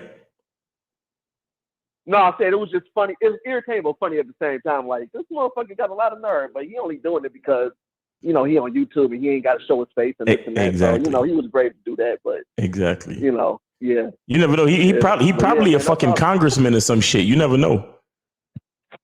Yeah, probably. Shit. He's probably, one of them, up there, But yeah, I just had to call in and say that shit, man. That shit was funny. But I'm gonna leave you to it, man. All right, man. I appreciate you, man. Thanks for supporting the show. Thanks for calling in, man. You be safe, man. Peace. All right, you too, for sure. All right, man. All right, guys. I think there was a couple of questions left on this bitch. Let me see. When the word pillar said, oh, you talked about the flakes. Now, the last one was from True Color. He says, how can I get money from a chick without pimping or like making her sell her body? Just ask her for money. You know what I'm saying? Tell her the shit that you need, and you know, and you would like her to help you, and see if she help you. You know what I'm saying? Look, man, everything is just a question, and you just gotta have the courage to say it. That's it. And you gonna have some chicks that's gonna be down to help you and down to do shit for you, and you can have some chicks that's not.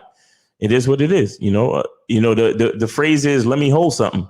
You know what I'm saying? That's what niggas be saying to chicks, man. Let me hold some more. Let me get some money, or you got some money. You got some money I can have. You know what I'm saying? I mean, I'm not the type of nigga to do that. I don't ask women for money. But you know, if that's the type of space you want, then do that shit. But like I said, not every woman's gonna be down, but you have some women that will be down. Anything you need from a woman, they'll be willing to give it to you if you're willing to ask for it. You understand? Anything you need from a woman, they'll be willing to give it to you if you're willing to ask for it. Especially the right woman. You get what I'm saying? The right woman will give it to you. So that's it, man. But appreciate everybody for hanging out, man. Appreciate my racist white brothers for, you know, having the vitriol to come on and, you know, spit they shit. You know what I'm saying? I mean, honestly, I enjoyed that because this is what I already know that's in the minds of a lot of white people. And it was refreshing to actually hear it. You understand? And none of that shit surprises me. None of that shit even offends me. And I told y'all a long time ago, when you got certain levels of game, it's hard for shit to be offensive because I know the reason behind why he's saying it. I already know the reason behind why he's saying it. So it's hard to be offended. You understand? It's hard to be offended when you know shit. You know what I'm saying? So, you know, shout out to him for calling in and speaking what he think is his truth. You know what I'm saying? Shout out to everybody else who called in. And shout out to everybody that hung out with me in the chat. I know this was long, but I had to let my white brother vent. You know what I'm saying? Because white brothers need love too. You feel me? So it's your man, it's your man Lucario, right? Nah, it's your man Miles Cunningham. Appreciate y'all. Remember, check out that bad boy membership. Remember, like I told y'all, I think the line that I have in my bio for my dating profile is really bringing them in. So if you get on a 60-minute consultation with me, remind me to tell you what it is. All right. And you can get on the 60-minute consultation by going to my Instagram, Miles in the Game, and hitting the link in the bio, or you can check the description in my YouTube videos, and the link is in there too. So yeah, get on that bad boy membership. You know, remember this channel, it has been demonetized, so hit that donation link. And we really appreciate you, man. And always remember, the truth is inside you. And I'm gonna leave y'all like how we usually leave y'all with the you know, with that trailer, man. Where is it? Hold on. Here we go. All right, take it easy, y'all. The truth is inside you. Peace. When it comes to being a man, it's about being that rock. It's about being stable. So first, you're gonna have to find discipline within yourself. Do you have that type of discipline? Do you even have the heart to be ruthless? Women need leadership. It is in their nature to seek out leadership. You know, you can't do it 99 because all that's part of a man. You got to do it 100. Apparently, these women out here having sex with somebody. Apparently, they're getting pregnant with somebody. Shoot, somebody getting some. You should look at something like hypergamy and allow it to inspire you to always be evolving, getting better, expanding, developing. There are things you know, there are things you don't know. Then there are things you don't know you don't even know.